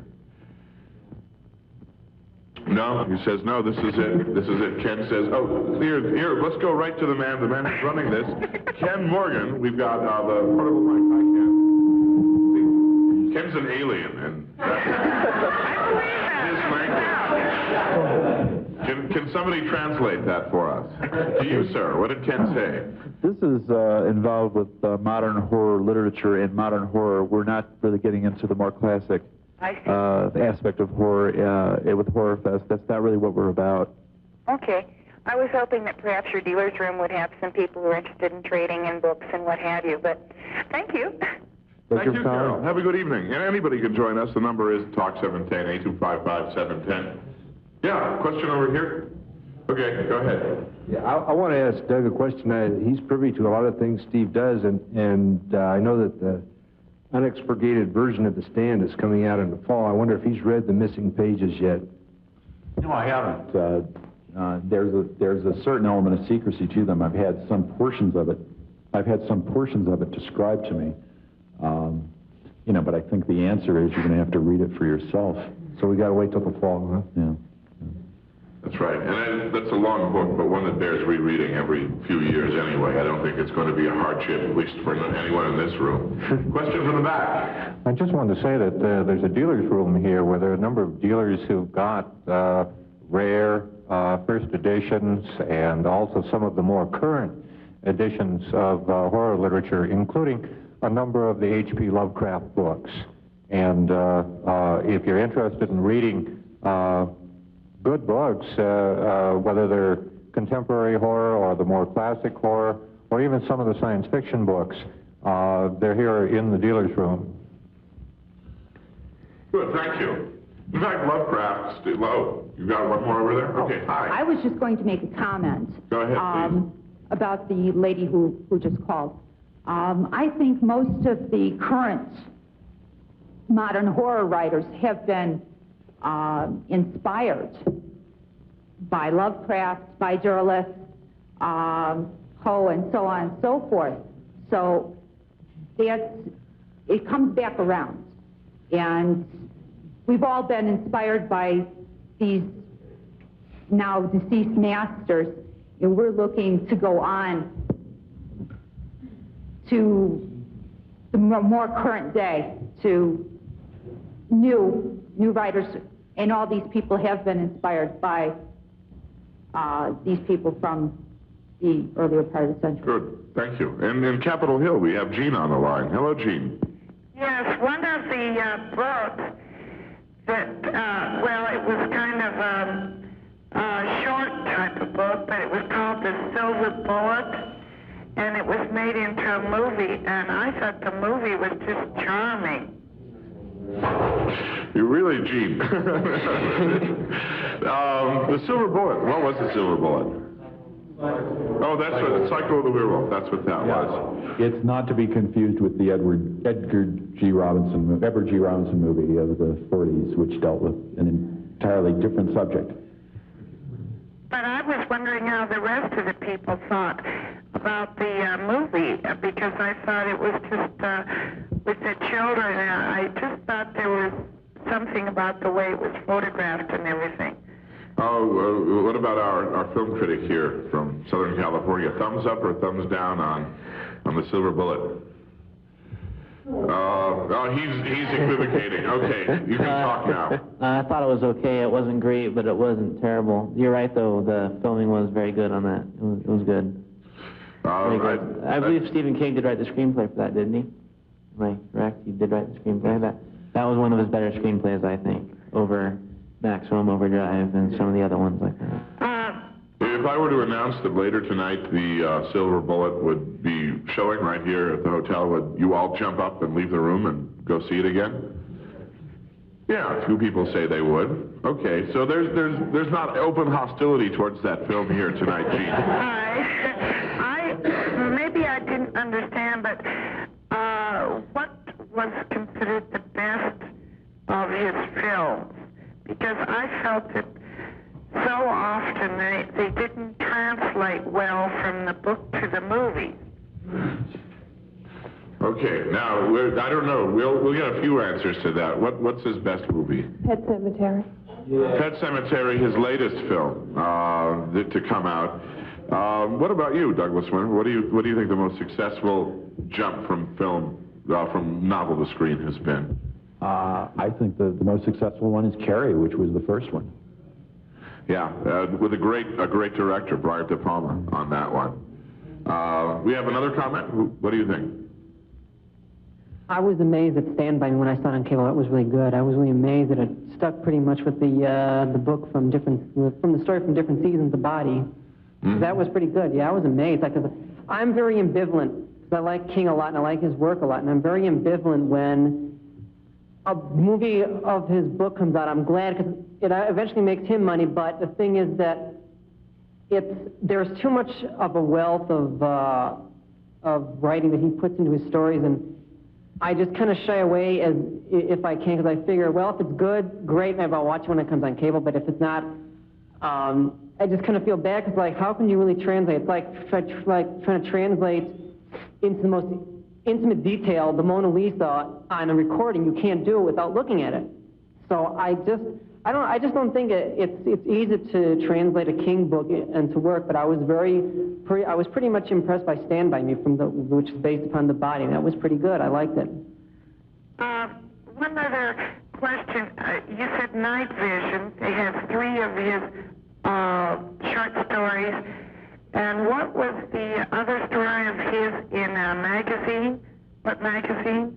There's another story of his that's out in paper now that is uncollected in any of his books. It's in a book called Prime Evil. Oh, I have that. Oh, yes, and there is a magazine. You do have good. That's wonderful. And there's a magazine called Midnight Graffiti. Their new issue has a brand new story by Stephen King called Rainy Season. And so you should rush out and buy it wherever they sell magazines like this. Midnight Graffiti, and it's called Rainy Season? Rainy Season. It's on the cover of a magazine called Midnight Graffiti. Okay. Okay, thanks, Gene. So much. Have a good evening. And Jean, obviously a big fan of horror fiction herself. We're going to have to take a break. When we come back, we're going to talk about movies. I want to thank Douglas Winter for joining us. Have a good evening and enjoy. Douglas Winter, the biographer of Stephen King. And if you have any questions about Stephen King and the chronology of the books or the origin or the ideas or anything else, you should get his Reader's Guide to Stephen King, which is available. And he should have a novel called From Parts Unknown, also out in a little while, so keep your eye out for that. We're going to talk some more about the movies when we come back, because with us now, we have the guy who makes all the gory, horrible blood and pus and bones and guts and stuff come out of people. He's a special effects and makeup artist named Brian Moore. We'll be back with him right after this on KBX. More with Alan Dumas on KBX 710. Hi, we're back. This is the Stanley Hotel in Estes Park, Colorado. a hotel that stands lonely on a hill, and the spirits who walk here never sleep. Even now, they're probably up in people's rooms waiting for them. This is the terrifying hotel that was the inspiration for Stephen King's book, The Shining. And we're here because we are with HorrorFest 89, which is a bunch of people who are here being scared. And one of the best ways to get scared would be to walk into a room and find a head lying on the floor with maggots crawling out of the eyes and brains spilling out and people's guts being stuffed into their mouths and things like that. And that may sound like a really disgusting and horrible thing, but I've got a guy here who builds models of these things for a living. His name is Brian Moore, and he does all the gory special effects you see in all the movies. Hello, Brian. How are you, Alan? Now, that's a really sick and disgusting thing to do for a living. What do your parents think about this? Well, my mom was really unhappy once I turned about 10 because she'd find makeup missing from her drawer. Anything red was always gone. gone. And I used to scare her a couple of times, so she wasn't too happy with that. I'd run in the house with a bullet hole that I'd made on my forehead or something, screaming, "Oh my God, oh my God." The first couple of times it worked, but after a while she got wise, and I only do that to my wife now, and that worked once. It was the last time I did it. Really? So, Have you streamed it now? Yeah, I won't go into what else happened, but I don't do it anymore, so... It's like the story of the boy who cried wolf. Here you get run over by a bus someday, and she's going to say, "Will you get up, Ryan?" Absolutely. Yeah, this isn't funny. So you were into makeup and illusion just naturally since you were a boy. Yeah, as a child, I was sort of weaned on all the old Universal monster films, the Wolfman series and the Mummy series, and it just... when I was really little, I wanted to be like them because I always thought they were so cool. And when I grew up, I started realizing, wait a minute, you can't grow up to be a monster, but you can make yourself look like one. So it was the easiest way. So rather than have someone put a hex on me that I'd grow hair and sprout things at the next full moon, I just simply learned how to do it myself. So it could come off. And that's right. Well, yeah, you can only wish for so long to turn into a hideous beast before you have to take action and do it yourself. Question from the audience. Hello. Yeah, Brian, I'd like to know, what do you think about, two types of different movies, the Alien movies, and also what do you think about the special effects that they've done for the Nightmare on Elm Street series? Well, I think there's a difference. One reason is I used to watch those movies simply for the effects, and after a while you start to lose what the whole movie is about. The thing with the first Alien and the sequel to that, Aliens, is those are terrific movies. There's a story there. You care about the people. But the Nightmare on Elm Street series, it just, the first one was terrific, I thought. But after a while, it seemed like they were just turning it into just another way to kill teenagers. So some of the effects are real interesting. I think the way they killed Freddy in Nightmare 4, all those souls bursting out of his chest and tearing him apart, that was real interesting to see. But I don't like the blood and gore just for the sake of, trying to shock the audience. I think one of the best horror films that I like is Dawn of the Dead, because it's a really good blend of an incredibly gory film, but you really hate to see the characters die, and it's still one of my favorite horror films. Yeah, Dawn of the Dead, probably one of the goriest movies ever made, and one of the deftest pieces of social satire. Absolutely, yeah, sort of a statement on consumerism. I didn't see it at the time, I was just shocked, but George Romero likes to read a lot of metaphors in that, oh, it's the movie about the 80s or the Gorehounds or what have you, but I find it real interesting still today. Yeah. Another question. This is not a question, this is a comment. I have to agree with one thing you said, well, everything you said, but one thing major is like Clive Barker's movie Hellraiser, which I thought was really good and really gory at the same time. But then when they came out with Hellraiser 2, it was just 100% gore, and it was a terrible plot. You totally lost the plot, and it was nothing but gore. Yeah. And now that it's out on video, they came out with the unrated version, which is like equivalent to like rated X or whatever. Yeah. And it's really gory. It was terrible. It's a terrible movie, and that seems to happen a lot, like you said, in Nightmare on Elm Street. And I don't really like that. I don't either. It loses the story. Yeah, Freddy Krueger is funny in the way I like it when he sort of kills off the people, and he has these really corny one-liners, which sometimes work very well, in fact. But yeah. For the most part, though, I think they're, filmmakers and just the writers of those movies have a responsibility to, just put some kind of character in these without making it just a slasher fest. I think people can get real desensitized to that type of film, and after a while, it just doesn't mean anything. Things like that are meant to shock you and scare you, and, if you see someone's head severed or getting a spear through them, it's like, ho-hum, you know, let's go do something after the movie. You know, they don't even think twice about it. Now, you worked on one of the Freddy films. Yeah, I worked on the third Nightmare on Elm Street. That was, after the original, I think that's probably the best of the series. I liked it. It just had a bit of a story. I mean, it sounds so silly, me, you know, ranting and raving, they need character, and then I work on one of the films, but, well, it was money, you know. Yes, sir. Yeah, to comment on the Nightmare on Elm Street Freddy Krueger, I think what Wes Craven finally created when because I read an article that he said that he had read about people dying in their sleep from a dream. I think what I feel makes Freddy Krueger different from, like, Jason Voorhees or Friday the 13th. Jason is just like a mindless, moronic slasher. What Freddy is like the 80s ultimate version of the boogeyman. that's in your dreams, and that he's like the ultimate, like, almost like sort of human, sort of phantom type version of, he's more humane about, like, killing you off, because, I mean, and there's the he's very kind, I always thought, you know? Kills somehow you just forgive a guy for it. Well, there's the idea that since we all have dreams, he's like a boogeyman in the dreams, but it's like takes the humane approach. We all have nightmares, we all have dreams. What if we actually died from these things? And he's like come in as like not just a faceless, nameless boogeyman. He's actually somebody who was killed by these kids' parents. But to me, he has somewhat of a humane quality because he's in dreams, and he's like the person who represents dreams, and he's there to, like, be in the clouds or just somewhere where you're at your most defensive is in dreams, in your subconscious. Yeah. So I think I just consider him a lot more interesting than Jason from the Friday the 13th series. Yeah. Now, the other thing I think about those films is that the first one that Wes Craven actually directed blended the dream and the reality sequences so skillfully that you never knew what you were watching. Yeah, it was great. The ending was sort of like the ending in Phantasm. You're sort of left when I think Ronnie Blakely gets sucked through the door. You're thinking, what?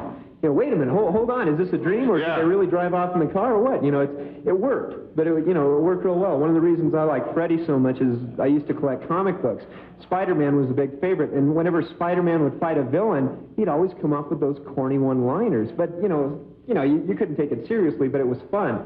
So that's why I like Freddy. We have to take a break. When we come back, we'll talk to Rosie in Denver, and we'll continue talking about the movies and the gory parts of them with FX man Brian Moore. We're live at the Stanley Hotel in Estes Park on KBX. Hello again. We're live at the Stanley Hotel. We're talking about the movies coming up, a familiar name to people who follow this sort of fiction and stuff. Tyson Blue's going to be with us, and Lisa Cantrell, who writes about haunted houses, which is probably the best possible way to end an evening in the haunted hotel here in Estes Park. But now we are talking about blood and guts and gore and that kind of stuff, because Brian Moore is the guy who puts it together. What is the most disgusting special effect piece of makeup you've ever had to do? Boy, done a lot. The one that comes to mind was a thing for a movie called Cards of Death, a real sleazy project, and there was this guy, and he was handcuffed, and this girl came up to him and cut off his nose with a cheese cutter. That was pretty... Come on. That was pretty much the nastiest bit of work. Aside of the standard, prosthetic makeups and creature work, which I like to do, that, the blood and gore thing definitely gets disgusting. Right. You'd rather do the creatures. Rosie in Denver has a question. Hello, Rosie. You're on KBX 710. Hey, how'd you like that one, huh? Comes off with a cheese cutter? Yeah. Hey, is that cute? Hey, how are you tonight, sweetie? Just fine, Rosie. Oh, well, listen, I called the other night. I'm the razor kid. The one, know what the first best razor was? Gillette, Oh, that's right. That's right. Yeah. Yes, she was telling us about Gillette razors. Yeah. Yeah. Well, listen, what are we talking about tonight? Did you watch Channel 4? We're talking about guts, Rosie. What are your feelings about intestines? Oh, you mean spill your guts out, huh? Yeah, that's the topic. What do I feel about it? I think it's wonderful. Wouldn't you like to see that? Yes, I do too, and I want to thank you for joining us, Rosie. It's always a pleasure to get your opinion.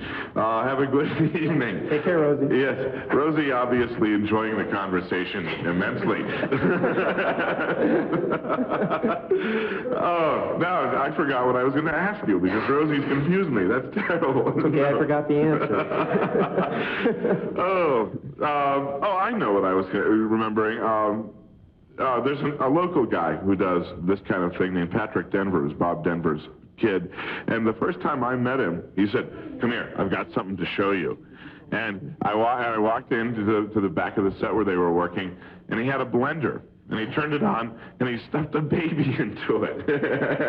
Not a real one, a baby that he'd made up. Let me go on for Yeah, I know, but he had this little doll that he'd made up, and he stuffed it in this whirring blender, and it chopped its head off and mixed up its brains. And I thought, this boy has serious problems, and you should probably see a doctor. Is that the kind of stuff you special effects guys do for fun around the set? Yeah, I thank Have you God ever stuffed a baby in a blender? I thank God that people like that have a healthy outlet. Otherwise, it would come out in some other weird way, like sticking forks into pets and things like that. That's true. No, things like that. I think it's good. Some people are afraid of it. People go into it for different reasons. Some start drawing as children first, and they start drawing monsters, and it goes into it that way. They want to make the transition from an artist to, say, a sculptor, and from there to build creatures or make masks or what have you. So I think if they're afraid of the boogeyman as a child or what have you, it's just another way of, maybe getting these things out of your system. That sounds like a justification. I suppose it is, but, it's a lot of fun, mostly. I think that's why most people go into it, really. Yeah, and the creature part, designing your own alien, sounds like that's a lot more creative than just finding new ways to get guts on the floor. Absolutely. People who usually approach me with that type of project usually have a clear idea in mind what they want to see. Only a couple of times has someone ever come up to me and said, do whatever you want. And then it's, then it's just, a dream. You go in the workshop with a pot of coffee and you come out 2 days later and hopefully you have, a good idea of what you want, with drawings and maquettes of the sculptures and things like that, but most of the time it's pretty well mapped out what they're going to have you do. In terms of design, what's the best monster, your favorite monster that you've ever seen in a movie? I would say, there was a guy here earlier asking about Alien. I would say those because I'm a big fan of H.R. Giger's artwork, and I think the guy is just brilliant in his execution of what he does as far as, not only his creature stuff, but his surrealism, too. So that's a big favorite. That, and of course, the old classic Wolfman, and, just, things we all grew up on. I think stay with us. Question from the audience. Hello, what's your name, sir? My name's Peter Allen. room 411. Yes. Oh, you're the one who got the haunted room. Is your wife up there alone? She is indeed, Alan. Well, I hope you said goodbye. With a loaded 45. Anyhow, on to better. What do you think of the artwork with the new TV series War of the Worlds and their special effects? To be quite honest, I haven't seen one single episode. I've, believe it or not, I'm working all the time. I don't have time to watch it. So I've seen a couple of photos of certain parts of the creature suits, and they look good. Of course, I'm so in love with the first one anyway, the big suction cups on the fingers, I'm used to that. And I just... Oh, yeah, they're great. Yeah, you fall in love with an original design, and if someone came up to you and said, hey, I'm going to do a new design of the Scarecrow makeup from The Wizard of Oz, you'd say, no, that's, it only looks like the Ray Bolger makeup.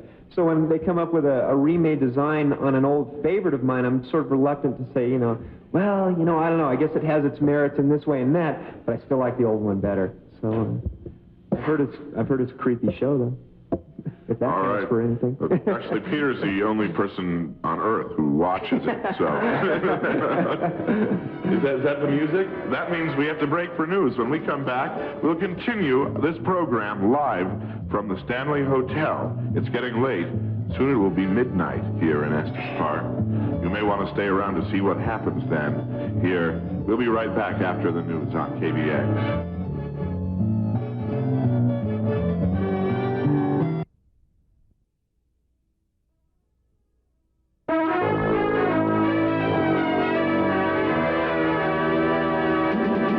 From KBXG KBX Studio B, 23 stories above the nearly deserted streets of downtown Denver. Dumas After Dark. Here's Alan. And welcome. We are back live at the Stanley Hotel in Estes Park. It's HorrorFest 89, a convention of fans of Stephen King and other horror writers here have all gotten together, and finally they can reveal their true inner selves, I guess, and commune in a way they never could commune with normal society, because there still might be a stigma attached to going around saying, yes, I like reading about the end of the world and death and horror and destruction, and I think it's really fun. And around here, everybody can relax and talk about it. They're going to stay up all night and watch Stephen King movies. There's going to be a horror reading at midnight. And sitting with us now, we have Brian Moore, who's our special effects guy, and down the line, a familiar name to everybody around here because of his work with Castle Rock, the Stephen King newsletter, and his essays and other things, is Tyson Blue. Hello, sir. Hello. As you can hear, a very popular guest here at HorrorFest 89, and they're going to make him stay up all night telling scary stories, and he won't get any sleep at all. Now, before I forget, Brian, you've got some demonstration going on. It'll be tomorrow at 12 o'clock here at the Stanley. I think it's going to be in the Stanley Hall or the Manor Hall. I don't know where it is, but it will be here. It'll take about an hour. We're going to do an incredibly gory wound appliance on my wife. So, well... That's fun. I mean, is that something you do a lot with her? Oh, well, just getting out my frustration. Whoops. She's there in the back, and I know it'll be the couch for me when we get home, but... Right. Doesn't she ever say, oh, tonight, honey, I want you to have the gaping wound in this? Well, I try and keep that to a minute, but just to keep things happy and healthy. But, yeah, we'll be doing it at 12 tomorrow, and it should be a whole lot of fun. Come early. It's best to sit up close so you can see everything, all the gory details. Right, so, and anybody listening can stop by the Stanley tomorrow and pay a modest fee. I think it's just $10 for the day, and watch all this stuff and meet all of these people and everything. Because it is open to the public, HorrorFest 89, although here we have people in this room who've traveled across the United States, some of them even driven all the way from New York City. You can tell by the cars and the license plates. Where are you guys from? California. California. Did you drive? They drove 1,300 miles to be here. But that's perfectly normal behavior in this crowd. Nobody thinks they're strange at all, do you?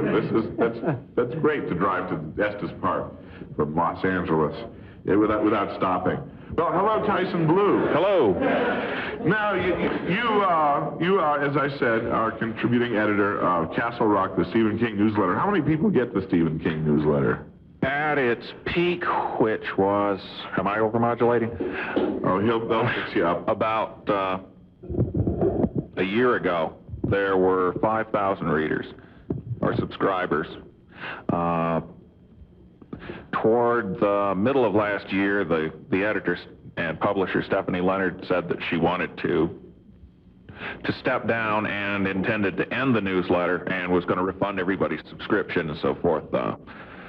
So a lot of readers just let their subscriptions lapse, and it dropped way down. And about 2 months before we were supposed to shut down, Chris Spruce, who's always been the business manager, not the business manager, but the managing editor, handles the typesetting and the printing and so forth, decided that he would go ahead and take it over and run it. And unfortunately, a lot of people did not know that we were still in business, never actually ceased publication. And I'm going to switch microphones. Wow. Boy, that was fun. No, we're going to put them on the black one. That should help. Okay. And so right now, subscriptions have dropped down to, I think they hit, the lowest they ever got was around 1,000. It's back up to about 1,300. Plus the 2 people that I signed up today, and the guy who came by and wanted to know why we cashed his check and didn't give him any issues, which I'll try and straighten out when I get back. That's right. Now I want to mention that you are not your average Stephen King clip artist. You are, in fact, an officer of the court. Yeah, that's...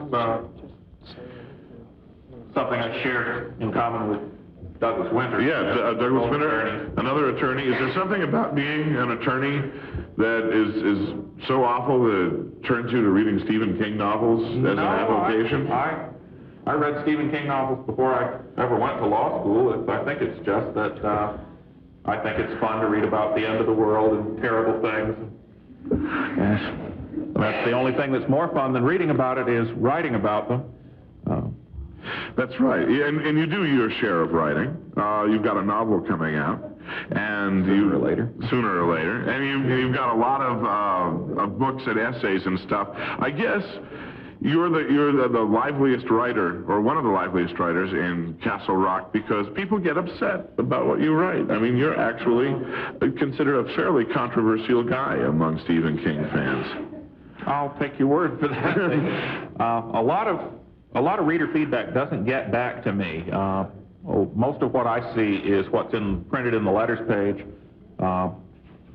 It does get back to me that I talk too much, or in Castle Rock, but nobody seems to step in to fill the gap, and so I just keep doing it. That's your job. No, sometimes I don't review books for one reason or another in the newsletter, but nobody notices that.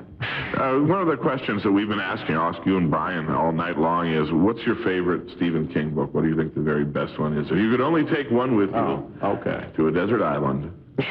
If I could only take one Stephen King novel to a desert island, it would be Pet Sematary. Pet Sematary? Yeah. Ooh, first time that one's been mentioned tonight. Why that one? The reason I like Pet Sematary, and I like the movie for the same reason, I'll get to it in a minute. I did find fault with the movie, but I'll get to that in a minute. That's something else I'm accused of never doing. But most horror novels deal with fears of one kind or another, fear of death, fear of dark, fear of bugs, whatever. But they put on some sort of supernatural mask, werewolf, vampires. There's some sort of supernatural element that allows the reader to distance himself from what's going on in the novel. And aside from the supernatural element of the Pet Cemetery and the burial ground beyond it and the things that go on there, the thing that works the strongest, I think, and I don't think too many people would disagree, in Pet Sematary is the fear that anyone with children would have of something happening to one of your kids. Right. I think King has said that out of all of his terrors, that is the deepest fear that he has. Yeah, that's mine too. I have 3 kids, and it's since I've read Pet Sematary, none of my kids get any further than halfway out in the yard. That's right, and you shot the cat, right? No, I had a cat after I'd read Pet Sematary. We had a cat. It was a black and gray tortoiseshell cat, like the one in the book. So I named it Church. It ran away, and I didn't want it to come back. Never did. That's good. Brian, what about your favorite book? I would say, in different seasons, the novella Apt Pupil is probably my favorite. That's the most evil, dark thing I've ever read in my life, and it's just flawless. I think there's not one bad thing I can say about it. You know, I can't say, well, it was good except for, a little this, little that. It was perfect. And I like the King books like Apt Pupil and Misery, in that the element of horror is not, as opposed to the supernatural. In Pet Sematary, I like the things that could really happen. Well, I think that's the scariest thing about Misery, is that again, it's even more powerful than Pet Sematary in some ways for that reason, because this could happen. Stay closer to the mic or it'll start screaming at us again. Sounds like we're in a glass of water here. Hello. That's right. Hello. What about movies? What's What's your favorite Stephen King movie? Yeah. Stand By Me. Stand By Me? Yeah. Yeah. Extremely well made film, and it's not scary in the typical sense, but it is a scary movie because it recalls the basic fears of childhood. Mm-hmm. And it's I grew up in New England at about the same time as Stephen King did. He's a little bit older than me. And a lot of the things that happened in that book are very similar, or in the story, are similar to things I did when I was a kid. I think it happened in every New England town. There's a railroad trestle, a big one, and it was a big macho test to have to walk across the trestle. Everybody I know did it. I did it.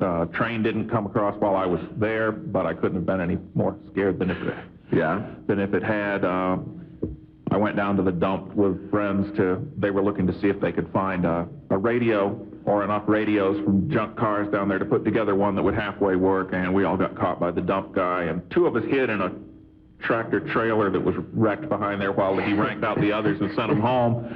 But, stuff like that happened to me, and when I read The Body, which Stand By Me is based on, that was really the start when I started seriously looking at Stephen King as a writer and wanted to spend a lot of time studying his work and writing about it, that sort of thing. Which you've done. Best movie from Brian. Now, Brian is the guy who does the gory special effects. What's your favorite? You know, I almost can't say. I've never thought about what's my favorite King movie because usually they end up so much different than the actual books.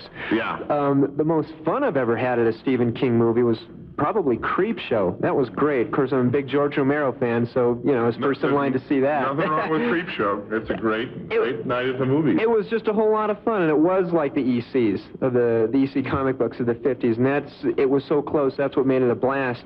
The one I'm looking forward... The first story. Oh, yeah. I want my cake. Oh, yeah. Now, since then, my wife and my kids, they give me one every year. They better give you one. Oh, go ahead. Getting back to Apt Pupil again, I know about 2 years ago they went into production on Apt Pupil, and Ricky Schroeder is going to play the Todd Bowden character. Ricky Schroeder. At first I went, I hate Ricky Schroeder, but then in a way, it could be good. You know, he looks like what the character is supposed to look like. Yeah, and we'll get to see him All-American Boy. Yeah, die real good. So I'm really wanting to see that really bad. And plus, Williamson plays the old Nazi. Yeah, Nicole Williamson. He was Merlin yeah. in Excalibur, so he should be dynamite. Wonderful Shakespearean actor. Fantastic. So, I mean, I'm waiting on bated breath and have been for the last 2 years. Who's the director? A guy named Alan Bridges. He's never done any genre films before. I know he's done a lot of British films, but off the top of my head, I don't know which ones they escape me for now, but... I've heard that they've shelved it, that they didn't finish it, just different things. No one seems to know what on earth happened to it. So, yeah, it's the same story. I've been hearing about a planned Romero production of The Stand for so many years that I don't even, quit counting.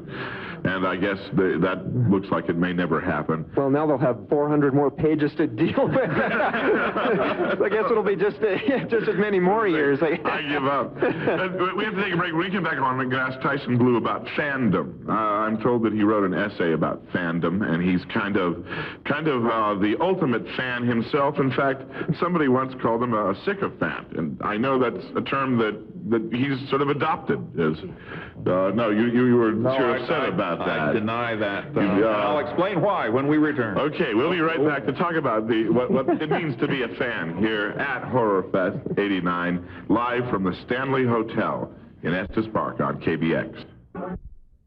Tonight's adventure in reality continues with Dumas After Dark on KBX 710. Yes, here we are. It's only about 40 minutes before it's midnight here at the Stanley Hotel in Estes Park, the haunted hotel.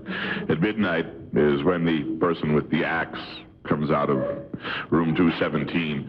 So we're all waiting that moment. They usually only kill 2 or 3 people, so now there isn't too much fear here. We're talking with Tyson Blue. Anybody who's a big Stephen King fan gets Castle Rock, the newsletter, or reads about Stephen King has run across Tyson Blue. And Tyson Blue is actually a DA and a normal human being in real life, but is a big fan of Stephen King's. It's an avocation. What is the fandom phenomenon? Is it a little abnormal to be so taken up with a writer, or I don't know, with war games or with kite flying or with anything. So you spend this much of your time thinking about it? I think so. Before the break, you referred in passing to my two-part essay, Observations from the Terminator, which ran in 2 parts in Castle Rock last year and generated quite a bit of controversy. Right. In the second half of that essay, I spent some time questioning why I do what I do, and I don't know if I ever really came up with a clear-cut answer. I think the closest I could come up with is that I've lucked out. I want to be a writer. I enjoy writing. Stephen King and Harlan Ellison are 2 of my favorite writers. If I had to pick one, it would depend on whose book I had on my desk at the moment, but the closest I can come to explaining why I do what I do is to adopt one of King's excuses, and it's just I happen to have a marketable obsession. It's true for somebody who has a kind of an offbeat avocation. At least you have one that brings you a modest amount of fame and fortune. Mm-hmm. And that's more than a lot of people can say. What is it about your basic fan? What is it about that essay that caused so much? I think a lot of people took it personally, and they shouldn't have. Had that essay been run in its entirety, that might have been a little clearer. The essay was run in 2 parts, mainly because I was too lazy to finish it on time. The first half ran, which was mainly about some experiences I had had. Stephen King fandom. King's popularity is so extensive that it has a penumbra. It's like when a judge charges a jury in a criminal case I'm trying, he talks about presumption of innocence and how it spreads out like a cloak and envelops and protects you. And that's what happens with Stephen King. His popularity is so immense that it stretches out and it sort of engulfs the people who move around in his circle or shadow, as it were, people who write about him or something. There's just something about it that's so pervasive that it was kind of surprising. The first time I went to a convention like this was in Columbus, Georgia. And after the initial humiliation of being invited there as a guest and then having to ride from the hotel to the convention site in the trunk of a Toyota van. And I bet DeForest Kelley didn't have to do that. After that, strange people started coming up to me with... I had a pile of Castle Rocks that I was selling, and subscription forms and so on, and this girl, anyone who's read the essay will remember her. I don't remember what I called her. I had a nice name for her. And she was really strange. It was nothing you could put your finger on. She wanted to know what the newsletter was. She said she'd read everything you'd ever written. And she didn't, before I could even tell her what Castle Rock was about, she saw the sign that said how much a year's subscription cost and sort of mumbled anything for the master and gave me the money for a subscription and walked off. And I guess she read the essay because she had a subscription during the time that it ran, but I haven't heard anything from her yet, so... Oh, my God. There she is, and she has the axe. Oh. But, and I've run into several people like that. People who... I think the difference between people like me and people like them are that they're not lucky enough to have a marketable obsession that gives them some sort of creative outlet to vent this stuff, and it just builds up and they go off somewhere. Yeah, well, it's understandable. I like Stephen King as much as any writer that has written since the Second World War. He's a wonderful writer. I read all of his books within days, if not hours, of their publication. Yeah. I rush out and get them. I'm like a lot of fans. But I think you're talking about somebody who's gone like one step beyond. Yeah. Or maybe 2 steps beyond. I think I may be 1 step beyond because I spend most of my off time, writing this stuff and researching it. And I review other writers too, but they don't, those reviews don't run in national markets, and so the general perception of me is that I do nothing but cover Stephen King. You've talked to Stephen King about his stuff. Is it true that it's possible that the fans, the people at a place like HorrorFest, might take this fiction more seriously than King himself does? It's possible. He says that, and he seems, in his interviews, seems very self-effacing, and he is to a certain extent, at least personality-wise, the way he relates to people when he's talking to them. The first time I ever met him, I was as nervous as any fan, and I walked up, my hands were shaking like this, cold sweat and everything. It's, Mr. King, I'm Tyson Moore, I've got this interview. And, that went away in about 5 or 10 seconds because he's just a regular guy. And it didn't take long at all, and he's, in the 1 or 2 times that I've talked with him since, he's always been that way. And he has this. And that in essays or introductions to books or so on, he will say that he regards his work as the literary equivalent of a Big Mac and fries. But, yeah, exactly. I've always loved that description. Yeah. But I don't buy that. I don't think he does either. I think he thinks there's more to it than that. I would be shocked if any writer of any quality dismissed his work that quickly. I think everybody who writes, at least who creates art in their writing, secretly believes that it is absolutely immortal. I think so. I mean, the man's an English teacher. He knows great literary themes, and I'm sure he can see them running through books like The Dead Zone, which is basically a retelling of Hamlet. Even Pet Sematary covers the same kinds of themes in a certain way, and I'm sure to some extent at least he's conscious that those are there and works them in some way. Granted, you don't have to see that to read and enjoy the books, but it's there if you want to dig that deep. By the way, I'd like to open it up. Anybody in the crowd who has a question or a comment, we've got a mobile mic right here, so just raise your hand if you want to. Before we get there, I want to finish with the fandom question. Oh, finish with the fandom question. I was halfway through. Okay. Daryl, after the first part ran, in which I basically was talking about these strange people and what makes them tick, Daryl Schweitzer, who edited Discovering Stephen King, which was about the second critical Stephen King book, wrote a letter to Castle Rock, which basically said that I was full of what makes the grass grow green, because he didn't act this way and didn't feel this way about famous writers, and therefore what I was saying was wrong. And I wrote the second part of Observations from the Terminator was delayed because I came down with the flu and was flat on my back for a couple of weeks and missed the deadline and got Daryl's letter in the meantime. So I took advantage of that to reply to his letter and basically stated, it ran, Daryl, what you say, I understand what you're saying, and basically agree with it, but I was writing about crazy people. And Stephanie Leonard cut that part out of Observations from the Terminator when it ran in Castle Rock, but within the next couple of weeks I'm going to sign a contract with Starmont House to do a collection of the best essays and articles that I've done for Castle Rock and other markets, and the complete version of Observations from the Terminator will be in there, along with a lot of other hopefully good stuff, including the article where I told about a confrontation I had with a Mercer University English or education major over my assertion that King was a better writer than John Updike, which led Edgar Allan Beam to call me a sycophant in the Main Times, which made me upset because most people when you think of sycophant think of a bootlicking toady, but if you look in the dictionary, the prime meaning of word sycophant is liar.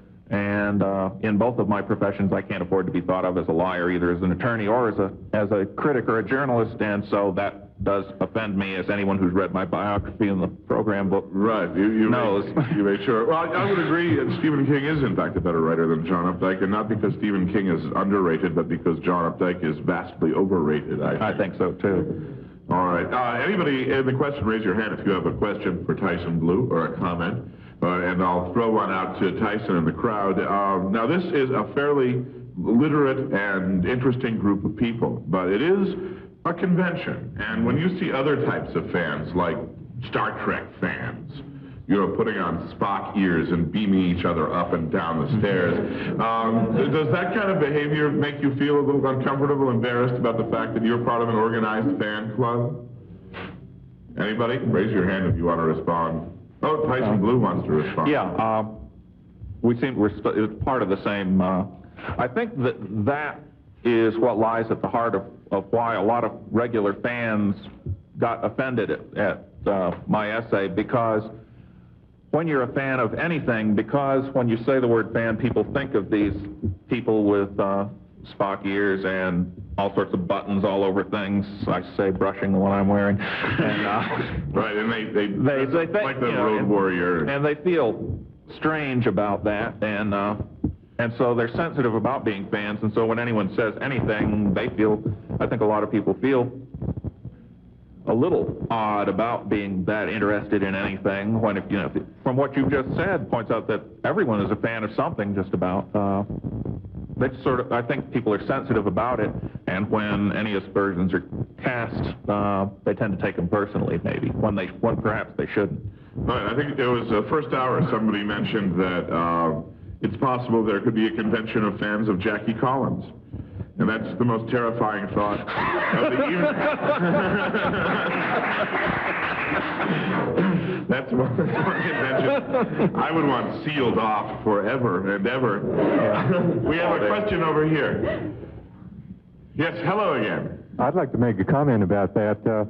I read a review in the Chicago Tribune of Stephen King's book Misery, written by Janet Daly. Is that the name of... I remember the name anyway. Yeah, she's a romance writer. Yes, yes. And basically what she said is that there is a romance writers fan club, and that she could identify with what Stephen King had to say in the book Misery about having a #1 fan, because she had a #1 fan. And I'm sure Jackie Collins has a #1 fan, and can certainly identify with it. Jackie Collins never falls into the clutches. I think everyone does. Believe it or not, I do, and I made very sure that she was not going to be here. All right, another comment? Another comment for Tyson Blue? Hello there? Yeah, hi. Hi, I was you're the just one who wondering... drove all the way from Los Angeles? Yeah, I'm the one. Talk about dedication. We both drove together. Okay. In the same car. You did? Yeah. That's good. It works well. It's a story of two guys in a car here, you know. Okay. Tyson. Yeah. I was wondering if you ever were planning on writing any fiction or doing anything like that yourself. Yes. It's been done. My first piece of fiction is in the program book. It's a short story called The Idea Market. It's based on, people always ask King where he got his ideas, and after a while he started saying he got them from a little store in Utica. And if you want to find out what goes on in that little store in Utica, read the story. I've written 7 or 8 short stories within the last 2 or 3 years, and I'm shopping some of them around. And while I'm here, in fact, hope to finalize the deal on 1 and possibly 2 of them. It's something I do want to do, and I am working on a novel, which is way off in the future, but we're talking 2 or 3 years. But I do hope to move in that direction. Okay. Rolene, wake up back at Central Control. They're yelling at the phone at you. We're going to take a break. I want to thank Tyson Blue for joining us here tonight. Pleasure. And give him a nice round of applause. And we look forward to reading your future ruminations, curmudgeonly or not, in Castle Rock.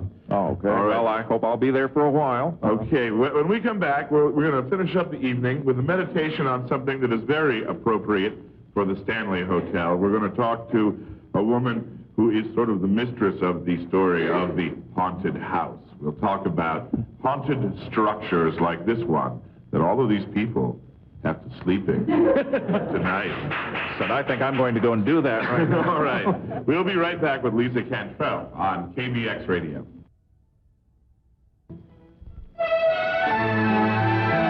More with Alan Dumas on KBX 710. This is the Stanley Hotel in Estes Park. It's getting closer and closer to midnight. And so we thought the best way to finish up the program, to send all of these people off to bed, where they will sleep soundly tonight, is to talk about hauntings. We heard from the concierge, the man who's been at this hotel for 15 years, and he has seen the ghost of Stanley pet his dog. He's heard the ghost walk the halls. The ghost of Stanley's wife, a blind woman, You can hear her footsteps and her cane. So if you're sleeping and you hear the distinctive clicking of a blind woman's cane, you know her shade is just outside your door tonight. That's what hauntings are about. And nobody knows more about them than a guest of honor here at HorrorFest than Lisa Cantrell, whose novel The Manse is about a haunted house and is extremely popular and is considered by many to be a model of haunted house fiction. And I understand there's another one coming out, or is it already out, that is a sequel to your first book. No, I'm writing it now. The sequel I'm writing now, and won't be out until Halloween 1990. It's scheduled to come out in October 1990. The book that will come out later this year, again for Halloween 1989, is The Ridge, and it is a separate book. It is about a haunted monastery, so I'm still going into hauntings. Hauntings seem to be your thing. Why, of all the different kinds of horror fiction that we've read and we've discussed tonight, why did hauntings become your particular specialty? Possibly because when I was a child, I lived in a house that had a haunted basement. Harry Hobgoblin lived in my basement.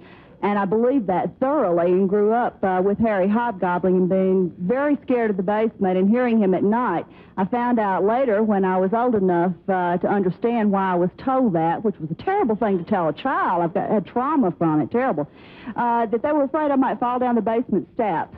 So they invented Harry Hobgoblin, who lived in the basement, and if I got too close to the stairs, Harry might get me. So I stayed away from the stairs. But I think that gave me a very lively imagination, and I could hear him at night, and I began to be interested in things that go bump in the night and then in the afternoon, and it sort of spread from that. So I've enjoyed that since I was a little girl. That's a wonderful story, because it means that you're kind of at home. You feel comfortable around haunted places. Oh, yes. This is wonderful. Don't you feel the atmosphere of this place? And when you go to your room tonight and you're going to listen to all the creaks and screams, we hope. That's right. See, Lisa Cantrell's looking forward to it. Nearly midnight, the witching hour. That's right. The haunted house genre has undergone, I think, kind of a horrible mutation, and that is the Exorcist, Amityville, horrible demons in the house sort of thing. And instead of, I think my favorite haunted house story, aside from your own wonderful book, The Manse, is Shirley Jackson's The Haunting. That's great. That's a great book. Absolutely. Yeah. Is that one of the influences that you had when you started writing? I think that sort of book sets such a mood and a tone, which is very important to me as a writer, to make you feel as if you are in a dark house in the middle of the night, and there's a storm raging outside, and the lightning and the thunder, and the electricity goes off, and you're reading a book by candlelight, and you hear someone coming up the steps. If I can put you into that sort of a mood when you're sitting in the middle of a crowded room in the middle of the daytime, then that, as a horror writer, I've done my job. So I try to weave a mood and a tone with the words that I write to put you into that setting mentally, and in your imagination, you surround yourself with that aura of horror. And so that's the type of thing that I look for when I read for pleasure. When I read a horror book, I want to have that tone and that mood to affect me, that eerie feel of it. But you like to get scared in your spare time, then, you when bet. you read it? I love it. Really? What are some of your favorite scary books? If I wanted to say, I want to get so scared I can't go to sleep tonight. Well, since we've been talking an awful lot about Stephen King, I think that Salem's Lot was one for me that I just did not read after dark. When that book first was coming out and I was reading about it, and I thought, oh, this ought to be a lot of fun. Vampires in a little New England town, this is going to be kind of fun. I literally did not want to read the book after it started getting dark. And he created such a mood of eeriness and that tone and that mood of horror for me that it did affect me that way. Yeah, I think that's the ultimate Stephen King experience, when the book takes on strange powers. When I read Salem's Lot, which I still think it might be my very favorite Stephen King book. Excellent book. It's a wonderful book. When I read it, I was afraid to go to sleep with the book in the room. Right. I would get up, I would turn on the light, take the book out to the living room, put it under a cushion on the couch, and then get back into bed. Like having the book in the bedroom was It's too really scary for me. weird, and you laugh about things like that other times, but when you're alone at night by yourself with that book, and things like that do happen to you, you really do things. Yeah, that is scary. Now, writing is a solitary profession. When you're writing one of those scenes, do you scare yourself? At first, it can be, because I tend to try to play on my own fears. I try to think of what would scare me in this situation, or what situation can I thrust myself into in reality that would frighten me. And then I try to think of how that emotion feels to me, and then describe it. Of course, by the time you have written it and rewritten it and rewritten it and gone back over and polished and line edited and all the things that you have to do, that any writer has to do to perfect their craft, because it is a craft and there's a certain amount of that. But the very first inspiration for it, the visualizing, the feeling, the essence, I think, of writing is in that first burst of what comes. And that can be a very emotional thing. And I do, as a horror writer, try to focus on the things that frighten me. And horror is very difficult in a lot of ways to write, because something that scares me will not necessarily scare someone else. I might be scared to death of spiders, and someone else out there may think they're cute little furry things with 8 legs. And so it's not necessarily, if I write a scene with spiders, I might be scared about it. Someone here might be scared about it. Someone over there might not be scared at all. So it's something that you have to involve the emotions with as many of your readers as possible. So I try to think of what does frighten me and play on the emotion rather than the actual fact of the matter. All right. By the way, if anybody has a question or comment for Lisa Cantrell, raise your hand. We've got the mobile mic up here. Oh, there's a couple of people. Hello there. Yes, Steve, I'd like to ask Lisa Cantrell if she's ever witnessed poltergeist, or perhaps attended a seance on her own. No, I have never, and I have a sort of a show-me attitude, although I do write about it, and I believe in very, very strongly in the possibility. I don't believe it in the actuality of it until I can have some sort of firm proof for myself. You try to keep a Ghostbusters attitude towards this stuff? Right, right. And have lots of fun with it. Yes, over here. Hello, sir. I wanted to ask Lisa, with the authors that are out now, and with since a year or so ago, V.C. Andrews died, do you consider, I mean, personally or professionally, do you consider horror to be somewhat of like a male-dominated, because there aren't a lot of women writers, and I would be glad to read any kind of women writers there are. I'm thinking of even reading the early one of yours that you had written, but there aren't a lot of really women writers. They're mostly men. I mean, is that something that is, do you see maybe changing in the near future? Or just yes, I do. I think it is changing, and there are some. I've been asked that question before, and of course, Anne Rice. Sure, the vampire books. Queen of the Damned has now been on the bestseller list for weeks, if not months. I don't know how long. And Chelsea Quinn Yarborough and the vampire series that she did. There are some. Tanith Lee is another one that gets into horror. So there's some very fine horror writers out there. But I wonder if it's any more or more prevalent in any of the other genres, except maybe romance, which is a reverse, where you have a lot of women, but there are some men, of course, writing under female bylines. But a lot of times, I think that that's true, that there are men, but I think it's changing. I think there is something. I get some really interesting reactions. I go to do promotionals or signings, and I may have talked to people over the telephone, and setting up things, and I walk into a bookstore or to a seminar or workshop, and they say, "You're Lisa Cantrell?" Because, yeah, I'm a fairly average-looking type of person. What were they expecting? It's like they're expecting Elvira, or the Bride of Frankenstein. And it's like, well, you look like, somebody's mother, somebody's wife, somebody's friend. Yeah, that's me, too. And, I keep my pointed fangs and my pointed ears in the trunk, I guess, at home, and pull them out when I write. horror fiction, I read a book about a couple of years ago called Witch's Brew, and actually women were the ones in the late 1800s that were the ones, they were the ones that started the horror field. I mean, it was ghost tales, like this one woman who did, it was tales that at the end there was logical explanation, but women were the ones that started out the field. If you're interested in women horror writers, there's a very fine anthology out now and called Women of Darkness, edited by Catherine Tassick, who is Charles L. Grant's wife and a horror writer herself, an anthologist and editor. And Women of Darkness Volume 1 is out now. Women of Darkness Volume 2 will be out next year, and I have a story in that one, in the second volume. But it is by female horror writers, both volumes. You're listening to Lisa Cantrell. It was our last guest here as we approach midnight at the Stanley Hotel. We'll be right back on KBX. Well, we're back. There's only a few minutes left before midnight at the Stanley Hotel in Estes Park, the famous haunted hotel. And we're talking to the woman who knows more about hauntings than anything else, Lisa Cantrell, who won, in fact, the Bram Stoker Award for her first novel, The Manse About a Haunted House. Hello again. Hello.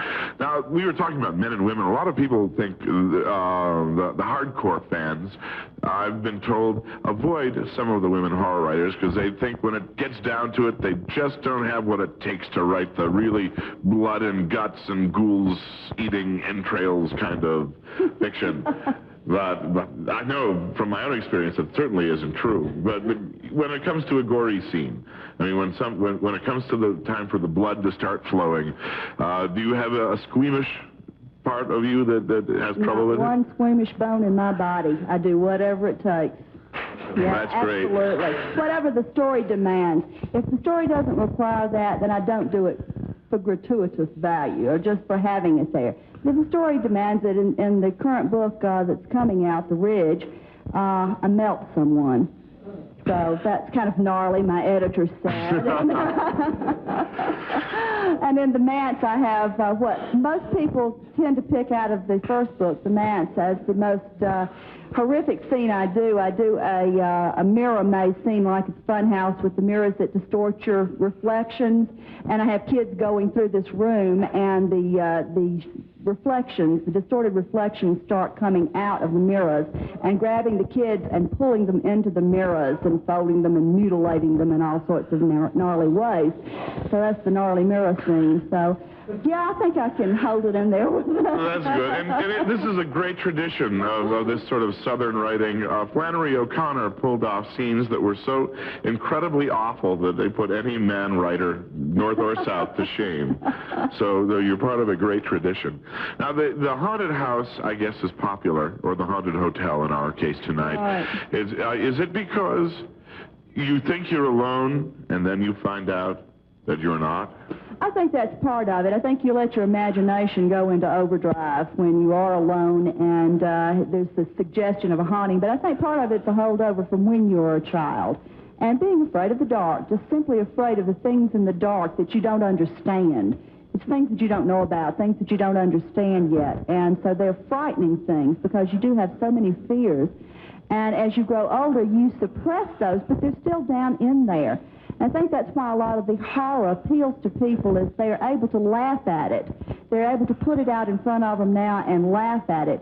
But there's still something about this that's very attractive about that feeling when you were a kid and you went through a Halloween carnival, the scary house, or you were in a situation like that little tingly feeling of being afraid. And that's the kind of thing that I like to appeal to in my books. The fun part of being scared. The fun part. The kind that makes you watch the horror movies through your hands, through your parted fingers, up your hands in front of your face. But you're watching it. But somehow it feels a little more comforting when you have your hands up in front of your face and you're peering through your split fingers. Now, all of us who are scared, who are here at HorrorFest, where most of us are easily scared, know what it's like to hear a noise in the house at night and have your eyes come wide open, staring at the ceiling, and your ears straining for another sound. Right. We all scare ourselves that way.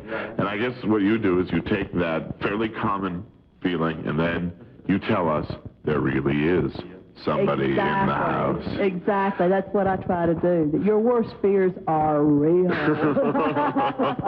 And they're coming to get you. It's certainly effective. So it's really true. Tonight, if you're alone in your room here at the Stanley Hotel and you hear somebody outside at the doorknob and you hear it rattling, you'll just smile and say, "Isn't this great?" I'll say, "Red rum, red rum."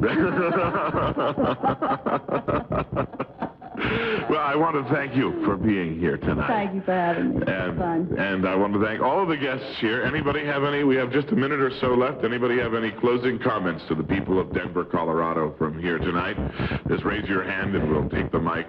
Yes, there is a gentleman who wants to say good night to everyone.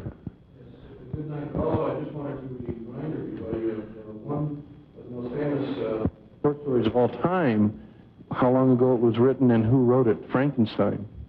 Mary Shelley. Women in Horror. That's right. One of the greatest horror stories ever. Was Mary Shelley. And thank you, Lisa. Thank all of you here at the Stanley Hotel in Estes Park. You'd better say good night to them now. It may be your last chance. This is KBX 710.